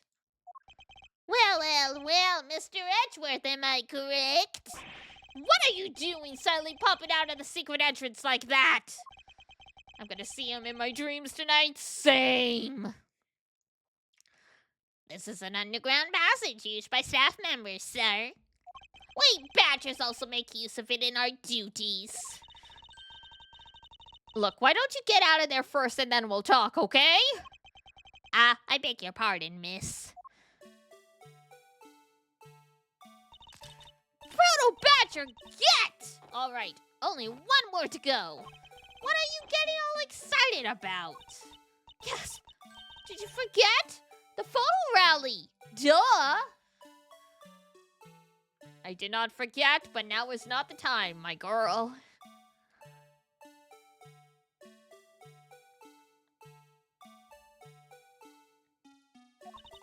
See, look, now all I'll have to do is get a picture of the bad badger and I'm done. Yes, I vaguely recall a contest or something of the sort. There's literally a sign for it right behind you.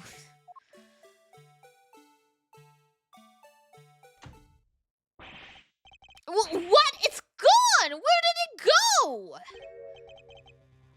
Huh? What happened? What's wrong? A bad badger costume is missing, sir! Oh. Is that all? Well, it's missing because the kidnappers stole it. I heard about how they were stolen, but they said that only 3 of the costumes had been taken. What? Is he saying that more than 3 of them are gone? Mr. Proto-Badger, please tell me a little more about these costumes you use and also take off your head.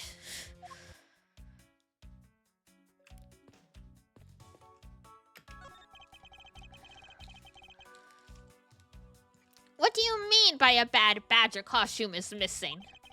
Why, just like I said, sir, we are 1 bad badger short. Counting the spares, we have 2 of each costume on hand at all times.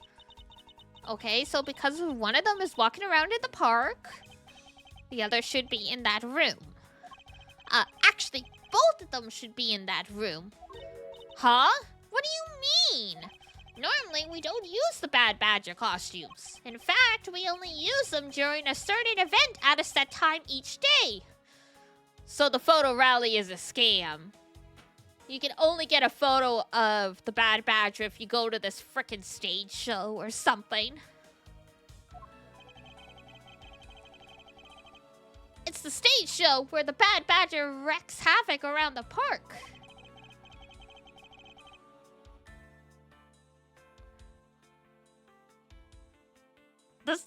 They're all so terrifying. Especially the Proto-Badger, though. Like, dear God. And the other badgers must work together to apprehend him, sir. I'm speechless that such a show exists. Well, sir, I was just trying to explain to you that the only time we use that costume. Then doesn't that make it near impossible to take a picture of the bad badger? Personally, I can't believe that it's this close to showtime and there's no costume. Why are you guys still having the show? Isn't the park closed down because there's been a frickin' murder on site?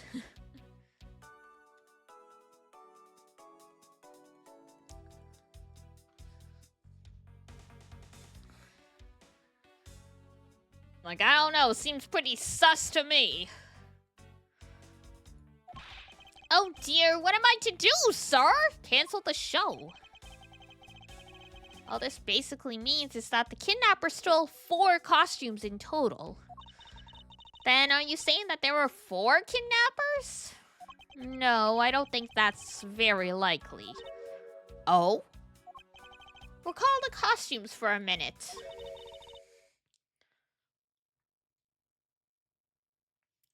The stolen ones, you mean?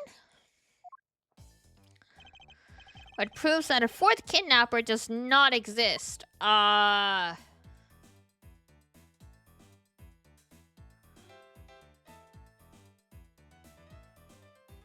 Is it that there's the pink badger still? Question mark?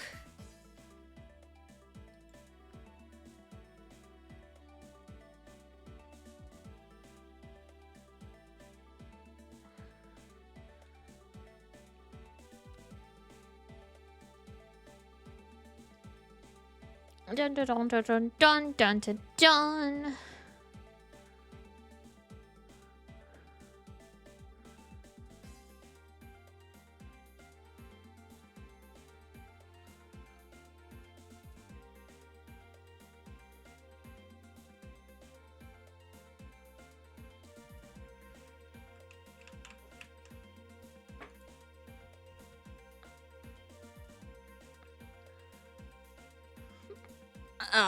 I guess I'll try it. Oh, I got it! If you had 4 people and you wanted to steal a 4th costume, wouldn't you naturally go for the full set and steal a pink badger costume instead? Yeah, that makes sense. Not really. The pink one would stand out a lot. And yet the kidnappers decide to steal another bad badger. I believe the culprits needed 2 bad badger costumes, but the question is, why?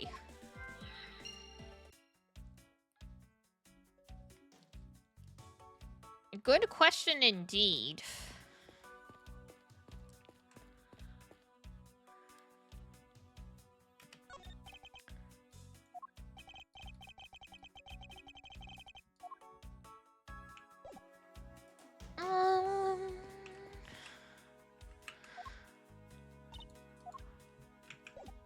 Sorry, Kay. Let's see. The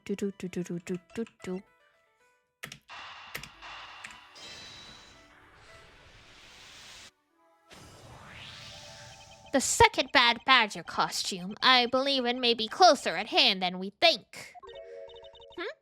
What do you mean?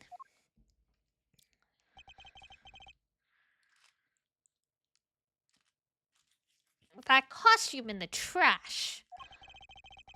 Would you say that it's wearing some very telltale pants? Hey, you're right! Let's get it out of there and take a look.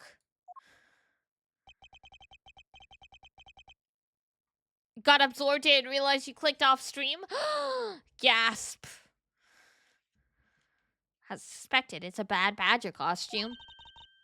Well, minus the head. Alright, so what happened to his hand? It kind of looks like Nagito. Is this spot somehow connected to any evidence I hold? I have to connect it to evidence. Oh, wait. Because there's supposed to be a gun. I believe what we have here is an inconsistency. Between what? Bad badger, vile criminal with a gun! Look carefully, our costume is not holding something in its right hand that it should be. Oh, the gun! Precisely, the bad badger was designed to always hold a gun in his right hand. However, you there, did you remove the gun from this bad badger's right hand? No, I did not, sir. The gun is supposed to be securely attached to the costume. As I thought, the rip itself confirms my hypothesis the gun was forcefully removed. Mr. Proto Badger, the gun is, of course, not a functioning weapon, correct? Absolutely not, sir. It's just a model gun. However, it can't fire blanks. That's still pretty frickin' dangerous. You could still seriously hurt someone if you shoot them with a blank.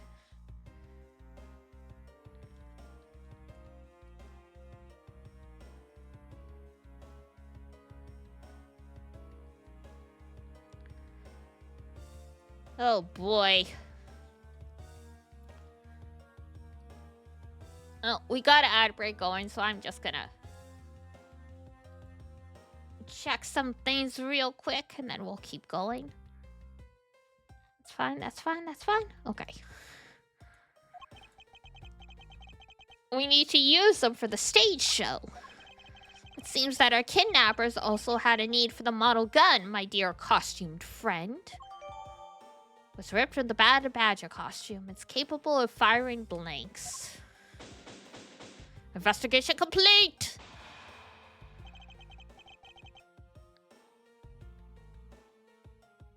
I think we're about done with this room. So, what's next? Well, we found a few answers. But there are still a few things left that we have to ask a certain person about. Let's go, Kay.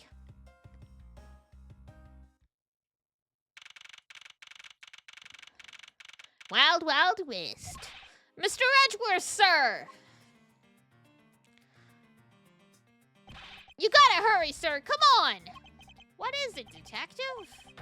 They found a blue badger costume down in front of the main gate, sir! What? Isn't that what one of the kidnappers was wearing? Bingo! That's why you gotta come to the main gate with me right now! If we hurry, we might still be able to get there before Wolf Boy does, sir! Alright, let's make haste! Run for it! To be continued! Already?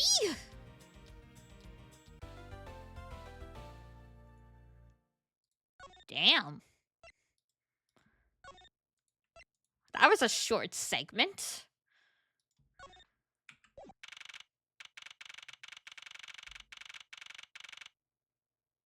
He's dead, sir. Where's the costume, Detective Gumshoe? Just on the other side of the fountain, sir. Rest in peace. Was it out in the open all along?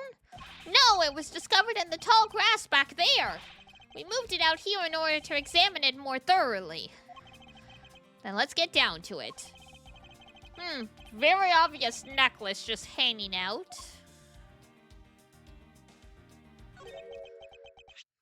What do we have here? Oh, it's another pendant. That's 2 treasures in one day. How lucky is that?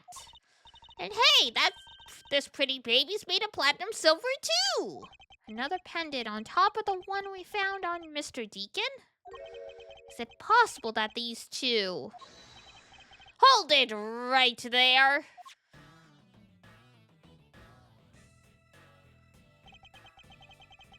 The frickin' glasses. Hands off, Mr. Prosecutor. You sure know how to cross the line, don't you? Sato! Hello! Welcome in, everybody! How are you doing? Woo woo woo! Woo woo woo! Welcome, Raiders! How was Hello Kitty? I've heard some mixed opinions about that game, so I'm interested to hear what someone I know has thought of it.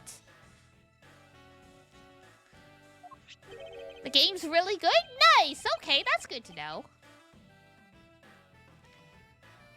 For Raiders coming in, we are playing Ace Attorney Investigations. We're out here trying to solve a murder. There was a kidnapping and a murder in an amusement park. It has been a day.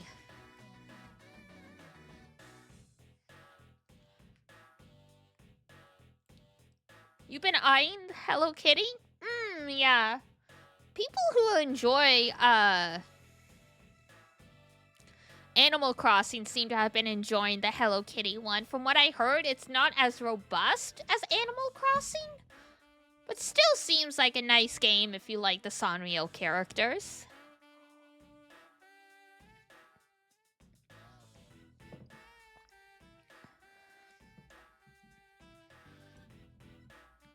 Which I do. I have way too much Sanrio stuff in this house. A pendant, huh? This is a very decisive piece of evidence. How can you tell? Look here and read. You just barely started, but it seems pretty fun. That's great. Good to hear. Alright, and also Sato and Raiders, if you guys gotta head on out, obviously, completely understand. Make sure you take care of yourself, rest your voice, have some warm water or tea for your voice, all that good stuff.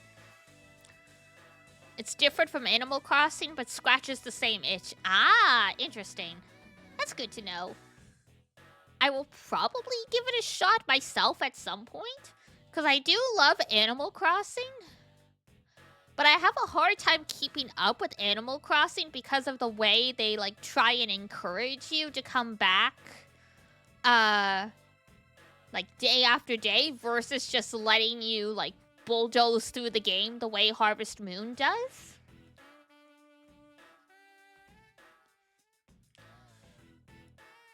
Alright, look here and read off what you see. Lauren D. Suddenly the pendant went from, like, 3D to 2D. Oh, this is also a day-at-a-time game? Ah! Well, that you can soft lock with time traveling. Oof. Well, it's worth giving it a shot. Maybe it scratches the itch a little better, but yeah. Unless it's like my gacha games, which you can go finish all the stuff you need to do, like, within like 5 minutes. It's really hard for me to go back to other games that make you log in a day at a time. I think with the PC and the gacha games, it's easier because, you know, it's all on my PC versus having to get my Switch and stuff. Oh. Oh, no, wait. It is a 2D. Just the way the wings are made it seem like it was 3-dimensional, but it's just a flat pendant. I see.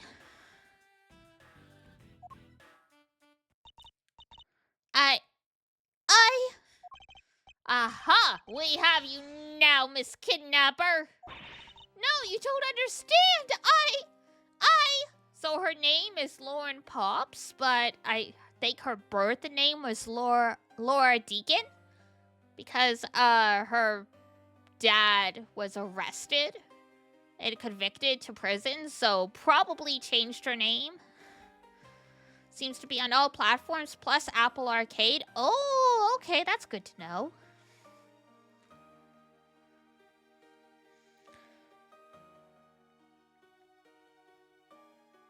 Since it doesn't have crossplay, oh. The curse of no crossplay. Lolly, I can't believe you were one of my kidnappers. Is that why you gave her a lollipop ring? Cause her nickname is Lolly? In which case, I take it back. That is kind of cute, but still. Maybe not the best thing to give your girlfriend when you're rich. I don't know. Lance! You're kidding! Miss Pops was one of the kidnappers? Yes. Oh, that turned around fast. It was me. I held Lance hostage. So Miss Pops is one of the kidnappers. Bow, bow! Thank you for the bow, bow! But even knowing that, I can't call this case solved.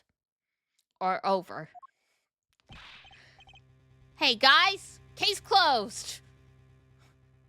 Arrest him! Take him in! We'll sort this out in court. Get the car ready, and I mean the special one for this young lady. Hold it! Huh! Again, Mr. Prosecutor? What is it this time? Off with their heads! Off with their heads! No fair trial here. We just arrest everybody who is vaguely suspicious, fill up the holding cell, and let the courts handle it, which is probably why our cases are so backlogged. Are you proposing that Miss Pops is also the culprit in the murder case? Behead first, question them later? How very Alice in Wonderland.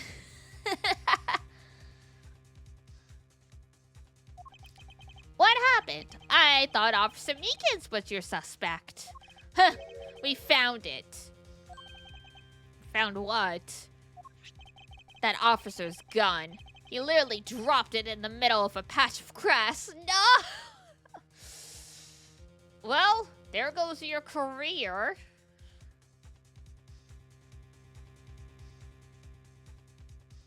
I'm not sure how you still keep your job after literally dropping your service revolver in the middle of a public park, but okay.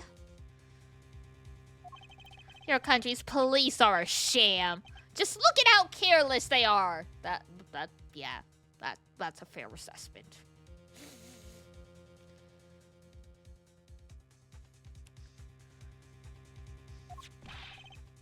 Who are you calling a sham? Is it that a curtain? The officer's gun doesn't show any signs of having been fired, so it can't be the murder weapon. So Officer Meekins has been cleared of all charges, I see. And that's when a brand new suspect comes walking onto the scene. The murder only happened because the kidnappers started fighting amongst themselves. As I recall, it was you who said that, right, Mr. Prosecutor? No. I didn't say that. Miss Pops, did you really kill Mr. Deacon? Yes, I killed him. I can't believe it. Ha ha ha! Thanks for the confession. Agent Lone, this is much too early to declare this case closed. Look at you, so sure of yourself. We've got the culprit's own confession and some very incriminating evidence. What more could you ask for? Miss Lauren Pops. Yes? I want to hear it from you.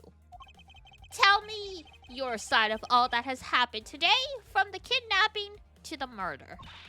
But why? I'm a kidnapper and the killer. Isn't that enough? Gato, where did you get the scissors, girl? It's fine if you're the one behind everything, but only if that is the truth. I guess this is how her hair got all chopped up in the back. She cut it off herself in a moment of impulse.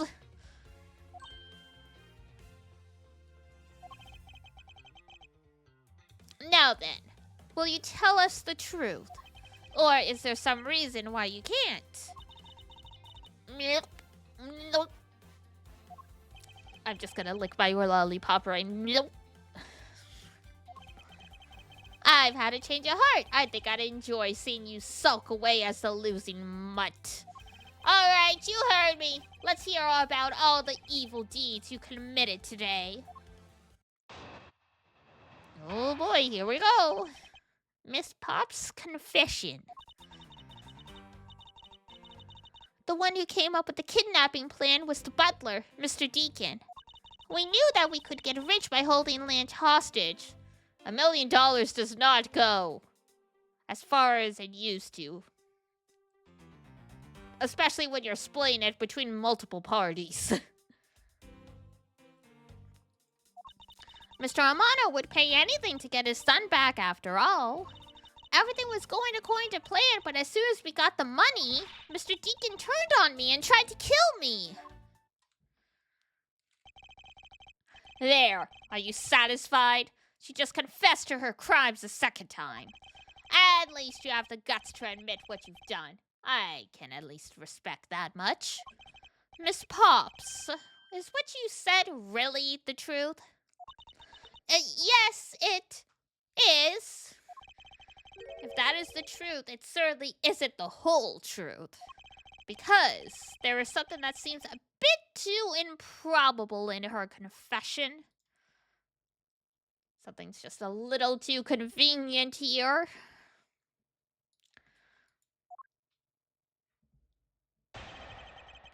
Alright. Let's see if my logic matches up with the game's. Because sometimes in games like this, you could accidentally get ahead of the curve, and then, even though you're technically correct, it's the wrong time to present stuff. So let's see. Because I'm pretty sure, based on... Because let's see the evidence here. I'll also show you guys. So there's a horse named Colin DeVore, and it was found on the body of Mr. Deacon, our murderer. Because Colin DeVore was Mr. Deacon's real name. Colin had broken out of prison, and he apparently had a sole daughter, and Lauren had the wings. So the name of the airplane, so Lauren's father was the private pilot of the Amano family. And the plane was called Pegasus. So 2 pendants made of platinum silver. One's a horse. The other's a pair of wings. Clearly this was supposed to be Pegasus, right?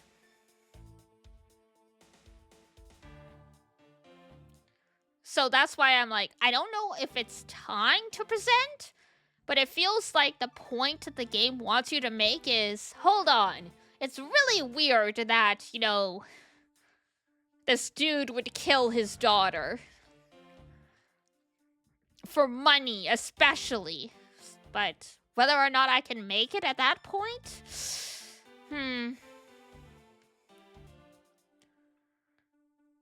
We might have to wait for the right statement. So we might be better to just press at this point.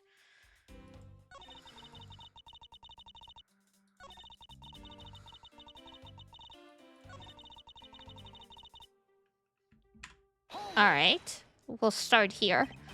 Why do you think he did? I have no idea, but maybe he planned on doing so from the very beginning. Miss Pops, Wait, Mr. Deacon planned to kill Miss Pops from the very beginning? Was that ever really likely to happen? What should I do? Should I raise an objection? Do it! Aw! No objection! Where's the shouting?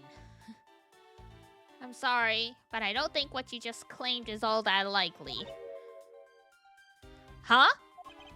I don't think Mr. Deacon would have ever been capable of killing you. But why? We were total strangers. It's not uncommon for people to kill each other over money. Miss Pops, you really are clueless, aren't you? What do you mean? Never knew what your role in the kidnapping was, nor do you know who you really are. But I do, and I can show you with this piece of evidence. This proves that Mr. Deacon wouldn't have been able to bring himself to kill Miss Pops. Okay, so what is it? The horse pendant? Maybe? Or Lawrence. Or maybe both.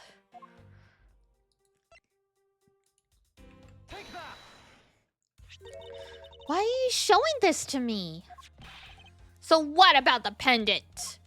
This pair of wings along with this piece of evidence. Ah, there we go. So it had to be both of them.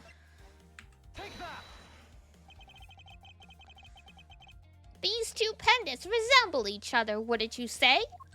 Hey, you're right! They're the same color and they're even made of the same material. I believe that these 2 pendants are actually one. Ah! Shall we give it a try? Wow, it's totally Pegasus!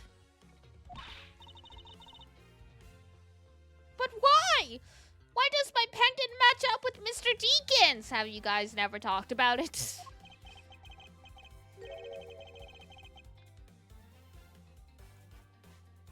You're a smart lady. I'm sure you can imagine why that might be. Oh! No, no, no, no, no, no. That can't be!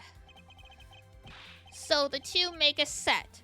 Huh. It's just another trinket. It's not as though this changes anything. Huh. You lack imagination, Agent Long. Very well. I'll show you with this evidence. This is a piece of evidence that gives meaning to the pendant.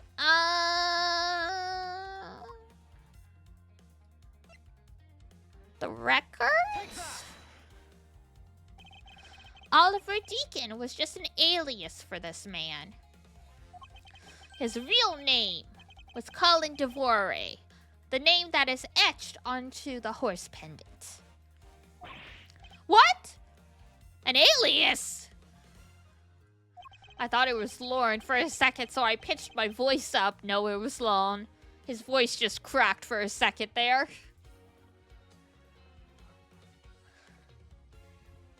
I suppose he had to hide the fact that he was a felon somehow in order to live. Yeah, that's generally how it goes. And it makes sense, given what is written in Mr. Devore's dossier. But what I really want to point out was this. The specific section. Oh, God. Well, we know it's the daughter. Take that.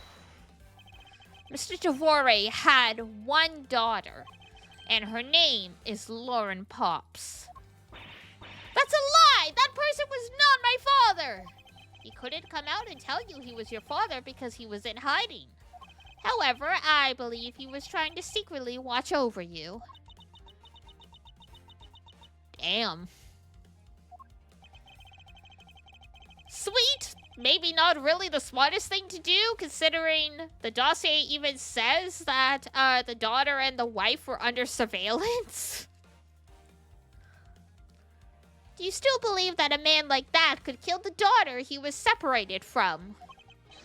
Or even that such a man would allow his daughter to get involved in a kidnapping plot? That's not the voice I was expecting out of that man. And what is so funny, Agent Lone? Well, you're good at making things up in your head and deciding it's the truth, aren't you? What are you trying to say? Excuse me? Your thinking is much too innocent. After all, I thought of another possibility. Is that so? Well, let's hear it. Oh boy, here we go. Another possibility. I'll grant you that the two of them are father and daughter. But isn't it possible that they both knew that fact? It was no coincidence that the reunited pair became involved in the House of Amano. And the two of them made good use of their meeting to plan this little kidnapping. Wouldn't you say my scenario is perfectly probable as well? I mean, in other circumstances, sure. But he was being surveyed, so it's kind of risky. So this is the version of how things might have been. You don't have any proof that they didn't know of their true relationship, right? And you're saying that the two of them committed the kidnapping together? That's right, as one rotten family. Is that really what happened? I'd better take a long, hard look at the evidence. Just a long, hard look.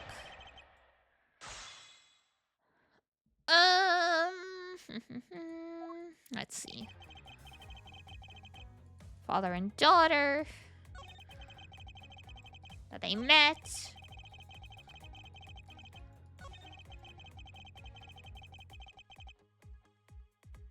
Two of them. Right. There were 3 kidnappers, not 2. So that's probably it. Oh, and the last statement is, like, useless. Okay. Probably this one? Yeah! Tisku, tisku, tisku. The kidnapping wasn't planned by just 2 people alone. And what kind of proof do you have of that? Quite simply, there were 3 kidnappers. Ah! 3?! Silently, he's assumed He's assumed a martial arts stance. 4 costumes were stolen from the Wild Wild West area's back room. We found one of them in the kidnapper's hideout. But as for the other 3, we can assume that they were being worn by 3 different people.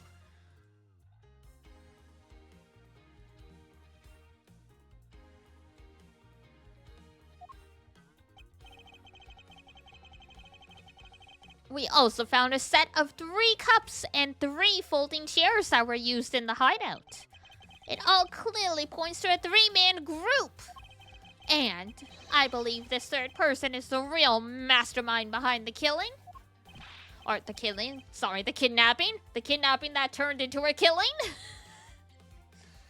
It was a 2-for-1 deal on crimes that day. You could say they made off with a bargain.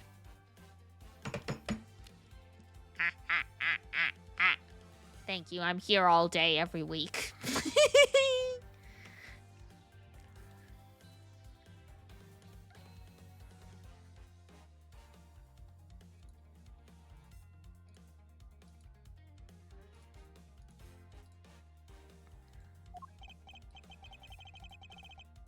Who's the mastermind? Good question. The mastermind behind the kidnapping. Alright.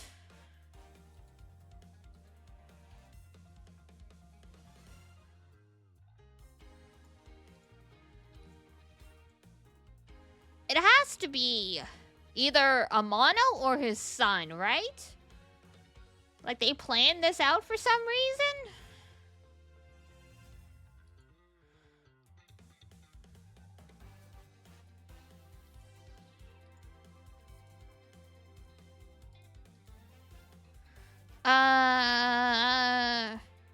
Lance?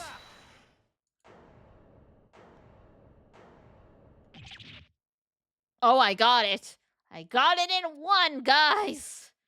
Nailed it. Lance Amano. Yes, this abduction was in fact schemed up by Lance himself. It was a sham, a scam even.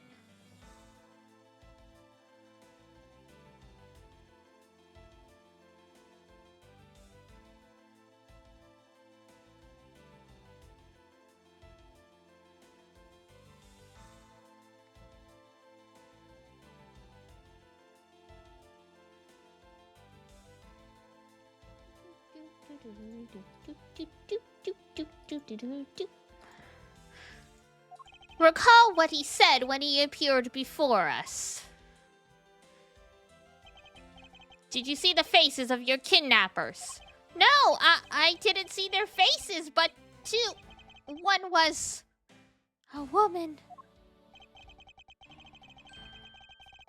However, there were 3 kidnappers, which is quite the contradiction to what he said.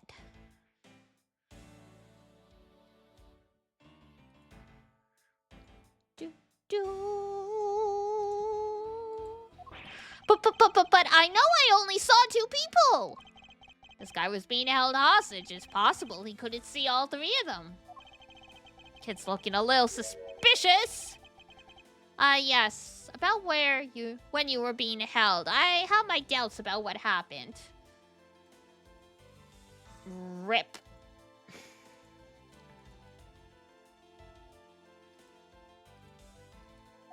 Lance, would you mind telling us what happened while you were being held captive? I really don't remember much anymore, honest.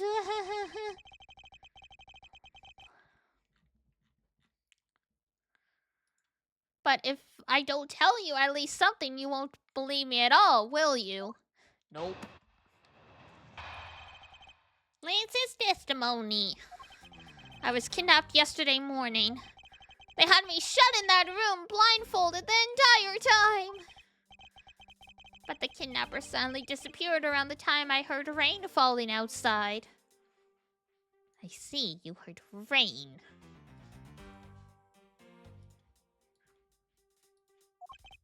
My hands were cuffed, but it was a stroke of luck that they left me alone. I don't know, looks like you could probably slide your hands out of those handcuffs, but maybe that's just me. We're pressing F to doubt here.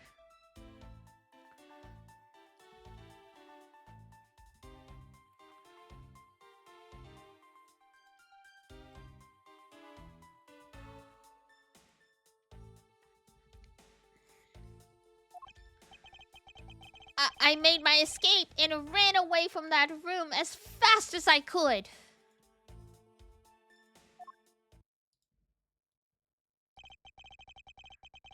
Through the underground passageway, I presume.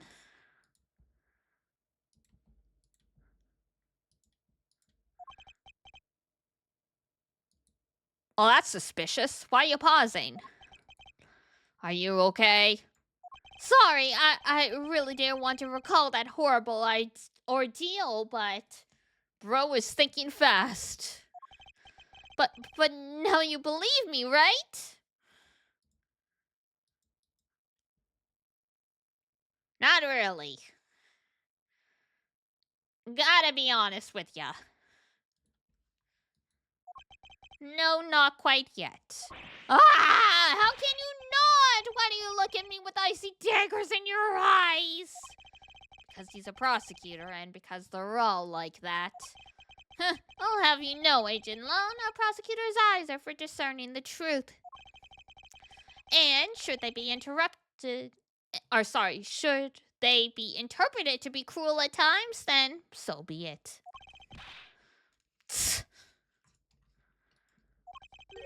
There is a sticking point in Lance's testimony. Let's see what he offers up when I push a little. Alright. We're obviously close to the end of this. I could keep going until 10. But if we're not finished by then, unfortunately, we'll have to stop there. Because I do actually have to get to bed on time because I have to be up early in the morning. So, we must follow the bedtime rules. No! Oh well, we will see how it goes. But just an FYI.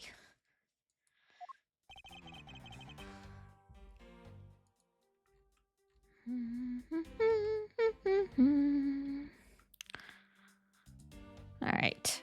So let's see. Kidnapped yesterday morning. They had me shut in the room. Kidnapper suddenly disappeared.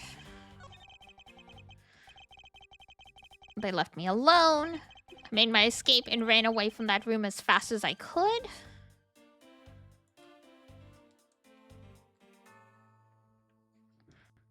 Why did you use the secret passageway, though? The door wasn't technically locked.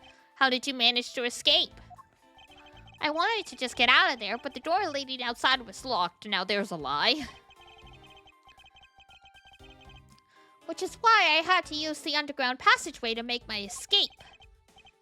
I remember our escape to be as equally hard. This is an individual piece of invaluable. Oh my god. I can't read anymore. This is an invaluable piece of testimony. I mustn't let it go unexamined.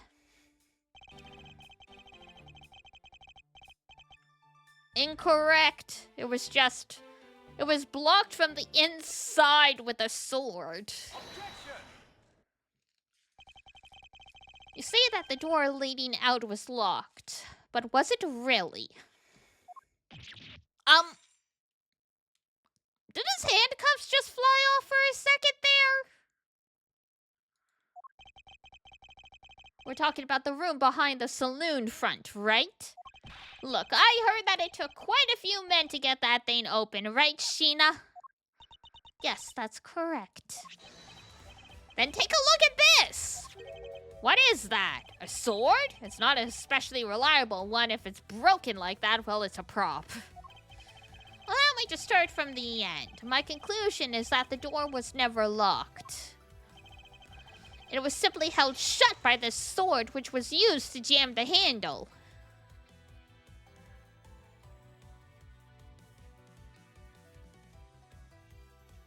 Oh, right, because the door pulls outwards. That's right.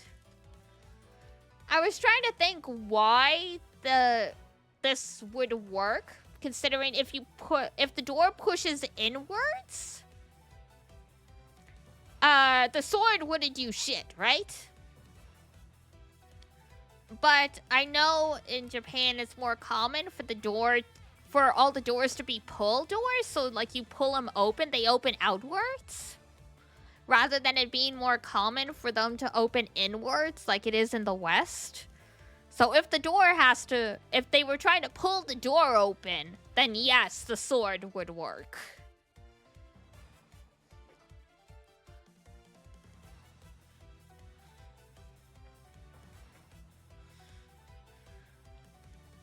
Good to know, yeah.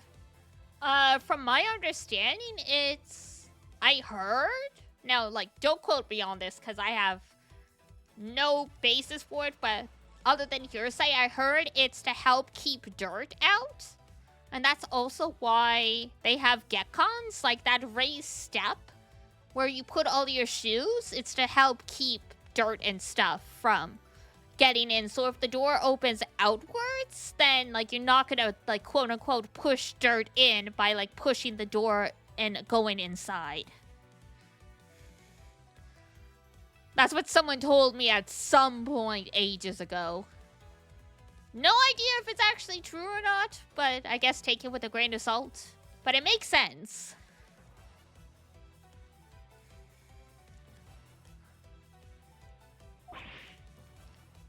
Lance, even though your hands were cuffed together, you could still use them. If that's the case, then why did you not just simply remove the sword and escape? Well, why didn't I was disoriented. Also, how did the kidnappers get out? I guess they didn't use the front door either if they had it barricaded like this. Unless they left and then Lance barricaded the door after the fact. That could also be. Yes, that's it. I didn't notice it. As if I should accept such a bold-faced lie. You locked yourself in that room because you had to make yourself look like the victim. But you did not, in fact, possess the key to that door. That is why you used the prop sword to improvise and create a prison of your very own. You've been making this guy out to be one of the kidnappers for some time now. I wonder if you've forgotten something very important along the way. And what would that be? A motive. What else? Do you honestly think that an upright, pure boy like him, you think he's pure? Which hatch up a completely pointless scheme such as kidnapping himself? How do you know he's pure? Who told you that? All rich boys are corrupt. I don't make the rules. Tisku, tisku, tisku. This proves that Lance did indeed have a motive. Ah, yes, because God forbid he just asked Daddy for money. Take that. To put it simply, Lance has a very urgent need for money. This is hardly your typical love letter. It is, in fact, a collections bill. It appears our upstanding boy has accumulated quite a debt, to the point that he went to loan sharks instead of the bank of Dad. Isn't that right, Lance? Oh! Looks like it's hard being the son of a rich man, too. Not really. Why did he just ask Dad for money? It must be rough when you have to resort to stealing from your old man, huh? All right, I give up. I abducted myself. Lance! The frickin' wind. It's over, Lolly. In this life, we really are bound to our fates after all. All I wanted was to go with you to a new town. Somewhere where no one would know us. Just ask Dad for money! I wanted us to be well off with that 1 million. But now that dream is over. You guys wouldn't have been well off with the 1 million anyway. Not with all your debt. Oh, Lance. Then you are giving yourself up? Yes, I had planned to run away from this world with my lolly. Oliver had even helped us with the plan, but then he had to go and stab us in the back. Turned on you? Maybe he didn't want to split the ransom money. That's my guess. It happened almost right after you made the drop-off.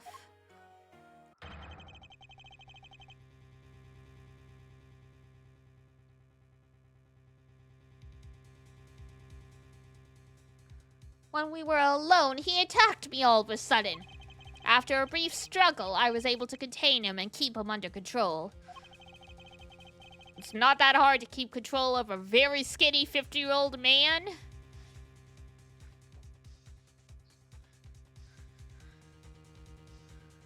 We left him inside the room as Lolly and I made our escape.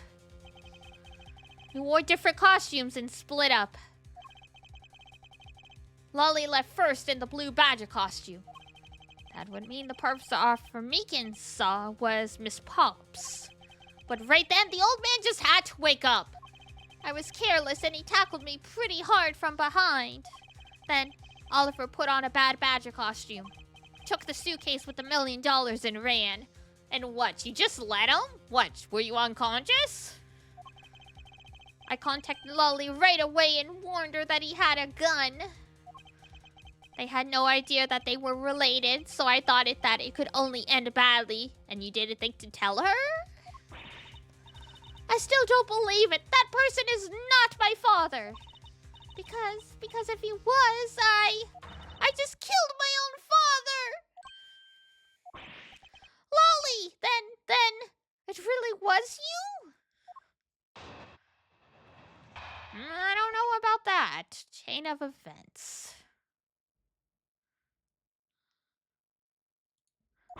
That man was not my father. I mean, because at the stadium, there was a bad badger pulling the suitcase with $1 million in it. But that badger pointed his gun at me, aiming to shoot me dead. How do you know it was him in the costume, though? That's the thing. That's why I used the gun I got from Lance. There was a gunshot. The other person crumpled to the ground and I ran. I think the big picture is finally coming into focus, don't you? I think she had the fake gun. Lolly, forgive me. I didn't think it would turn into something so frightening. If only I could have protected you. So, Miss Pops, she shot her own dad without even knowing who he really was? If what she says is true, are you saying she's lying? But why would she lie about something like that? What purpose would it serve? You would be surprised how often people lie without even realizing it themselves, Kay. Huh? What's that supposed to mean? What I mean is, listen very carefully to her confession one more time, and you'll see.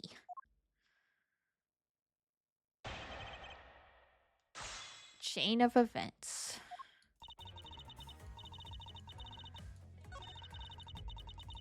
Pulling the suitcase, but that badger pointed his gun at me.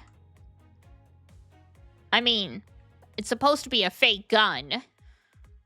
If it's the bad badger, because it's attached to his hand. And it just shoots blanks. Hold it. Were you able to clearly see the gun? Yes, I got a very good look at it while it was pointed at me.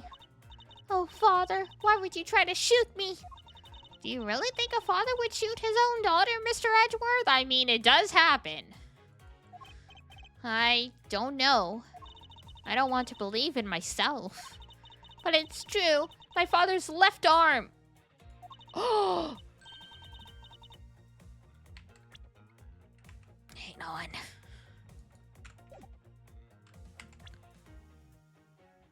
Because the gun's supposed to be in his right hand.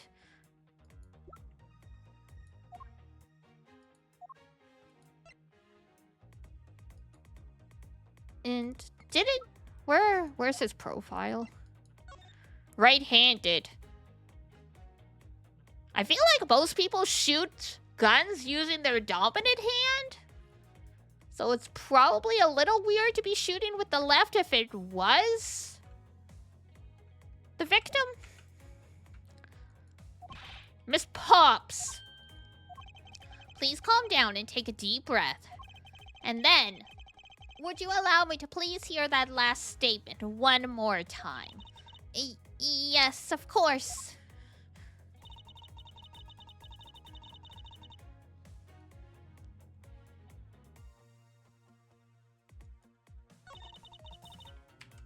Oh, hang on.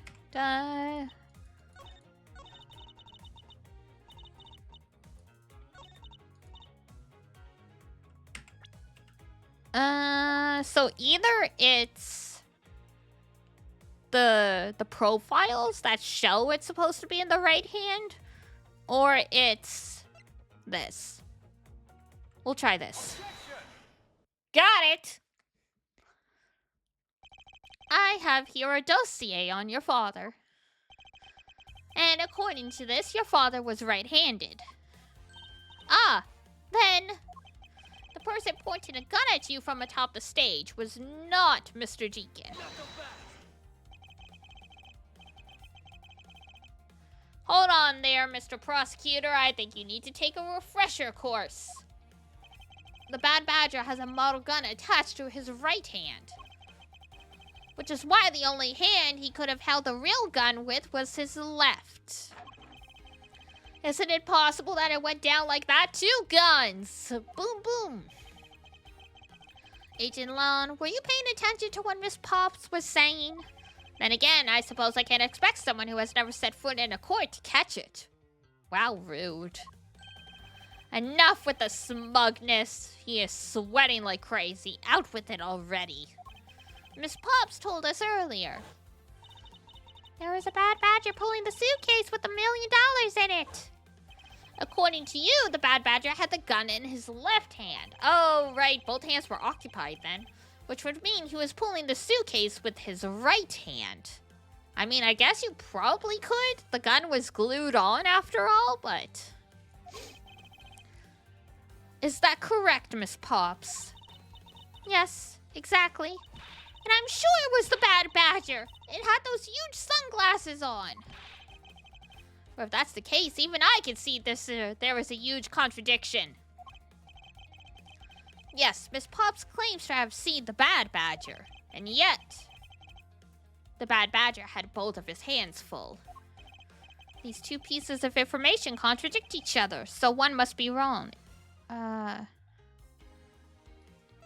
Both are correct. They are both correct. Impossible! That just leaves us with an irresolvable contradiction. Miss Pop's entire statement rests on the fact that she saw his sunglasses and beard. But what if that Bad Badger wasn't wearing pants? I can't believe the pants are important. This proves that there was a way for the Bad Badger to freely use both of his hands. Well, that's a... Shh. Do we not have...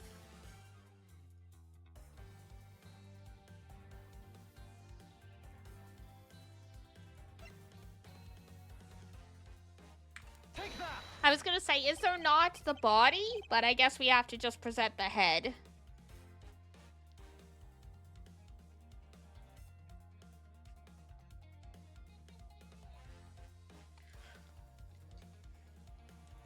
The costumes have 2 parts to them, a head and the body.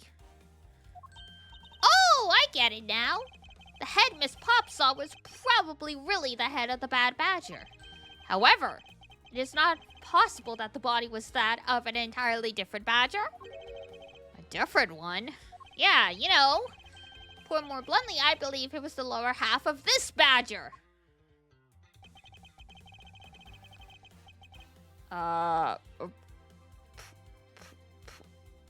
Proto-badger?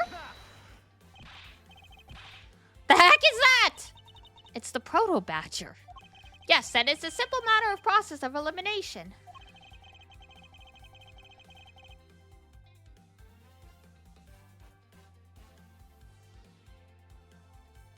Miss Pops was wearing the blue badger's costume, so we can eliminate that one. And the pink badger is of the wrong color, which would have been incredibly obvious. All that is left is the proto badger. Miss Pops, who was it who wore the Proto Badger costume? It was Lance, wasn't it? That would be Lance. Are you saying what I think you are? That Lance Amano donned the Bad Badger's head and pretended to be Mr. Deacon? On top of which he plotted to shoot Miss Pops while wearing that hideous thing? The stage was set up in the stadium the stage that was set up in the stadium was nothing more than that. A setup. And its purpose was to lead Miss Pops into believing she had committed murder. Standing there in front of Miss Pops and pretending to be the victim. It was all done so that she would pull the trigger. I have no idea what you're talking about. Why exactly would I have done all that, huh? There is but one reason, Lance Amano. You are the real culprit behind the murder of Mr. Oliver Deacon. Dun dun dun! No! That's slander! Take it back! You take it back right now! Just out of curiosity, Lance, which is your dominant hand? I'm left-handed. Oh, you cooked! You're cooked! If there's more than one left-handed person involved with this case, that would be incredibly rare. Oh, it depends. According to Miss Pops, her attacker held a gun in his left hand. Ha! Who is what-handed doesn't prove a thing. Besides, now you're just being absurd. I don't know about that. It's not like the Proto Badger is bulletproof. One misfire and he would have found himself dead, right? Of course. Logically, if he had been shot, he probably wouldn't be here with us. But I believe he had thought of that as well. It's not like, it's not like that one case in Isomnium where somehow this person survived because, somehow they just shot through the costume, but not the person.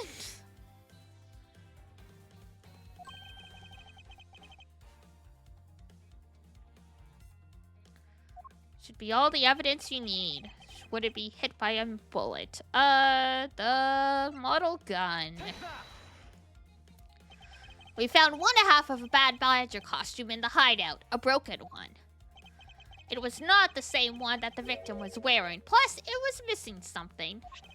And that something is the model gun that the Bad Badger carries, which can fire blanks. What?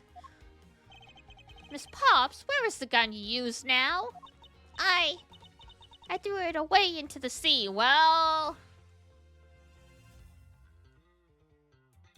that wasn't really a great thing to do. That makes it a bit tough to verify what it was. Although I believe that we can safely assume that it was the model gun in question.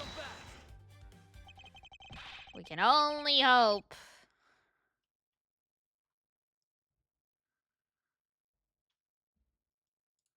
I've had enough of this conjecture. I admit that as long as the model gun is lost to us, I can't prove I'm right. However, I can say that the probability that I am right is very high.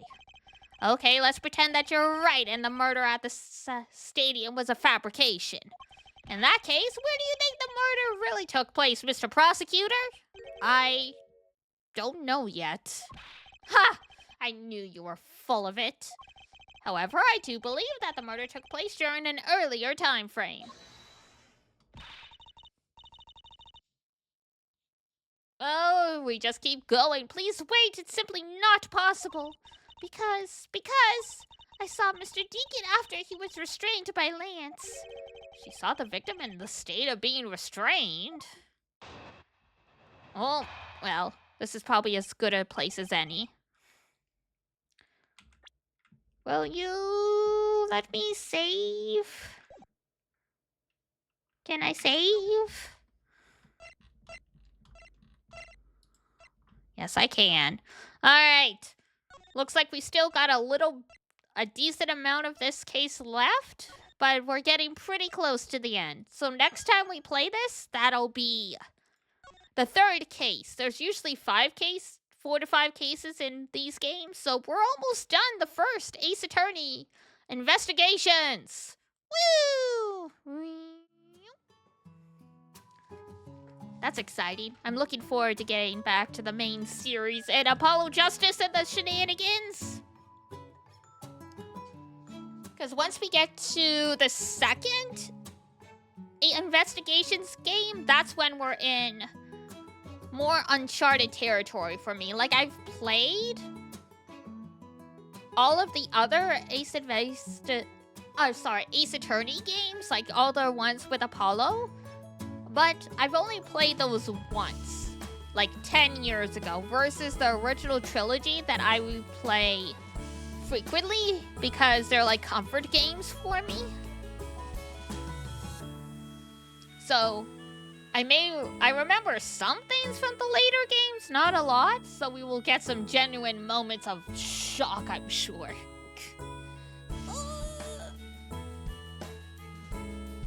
Big stretch. Cats are coming over like, Mother, it is time for nourishment. Mother, it is time for food. Yes, it is time for food. Give me a moment to wrap up, girlies. Alright. So tomorrow... Food, please. Food, please. I think I had it as to be determined. I wasn't sure what I wanted to do on the Wednesday.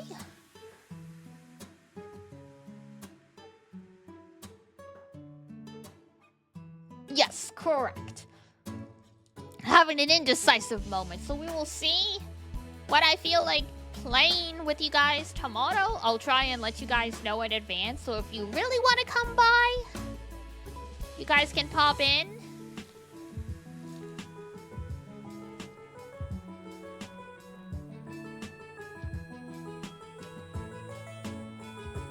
Hi.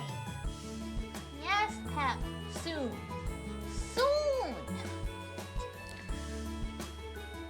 But for now, that's gonna be it for me. Let's find a raid. Well, we'll snooze the ads. No time for that.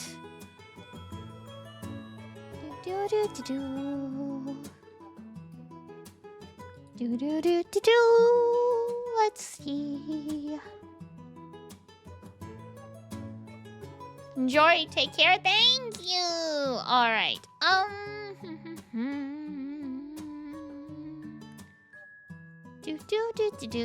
Let's see.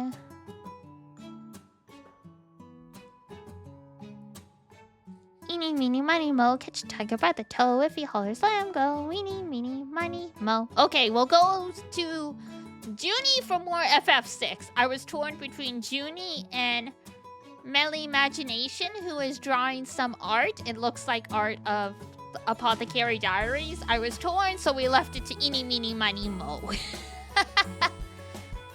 Sometimes you just gotta leave it to the catching a tiger by the toe when you're indecisive. Alright, here is the raid message. And here's Discord if we've got any lurkers who want to join. Thank you so much for Sato and for her raiders for stopping by. But I much appreciated it. I hope you guys are having a good night if you stuck around. And we will see you guys another time. But for now, that's gonna be it for me. Thank you for the stream. No problem. Thanks for coming by. Alright. Dun dun dun dun dun. Stretch. Oh, absolutely. Gonna stretch, go have a snack, shower, all that good stuff. But for now, that's gonna be it for me. So, if it's daytime where you are, have a wonderful rest of your day. And if it's nighttime, have a great rest when you head on off to bed. And until next time, take care of yourself. Wash your face, brush your teeth, eat a good food. And I'll see you next time. Bye-bye. Bye-bye-bye-bye.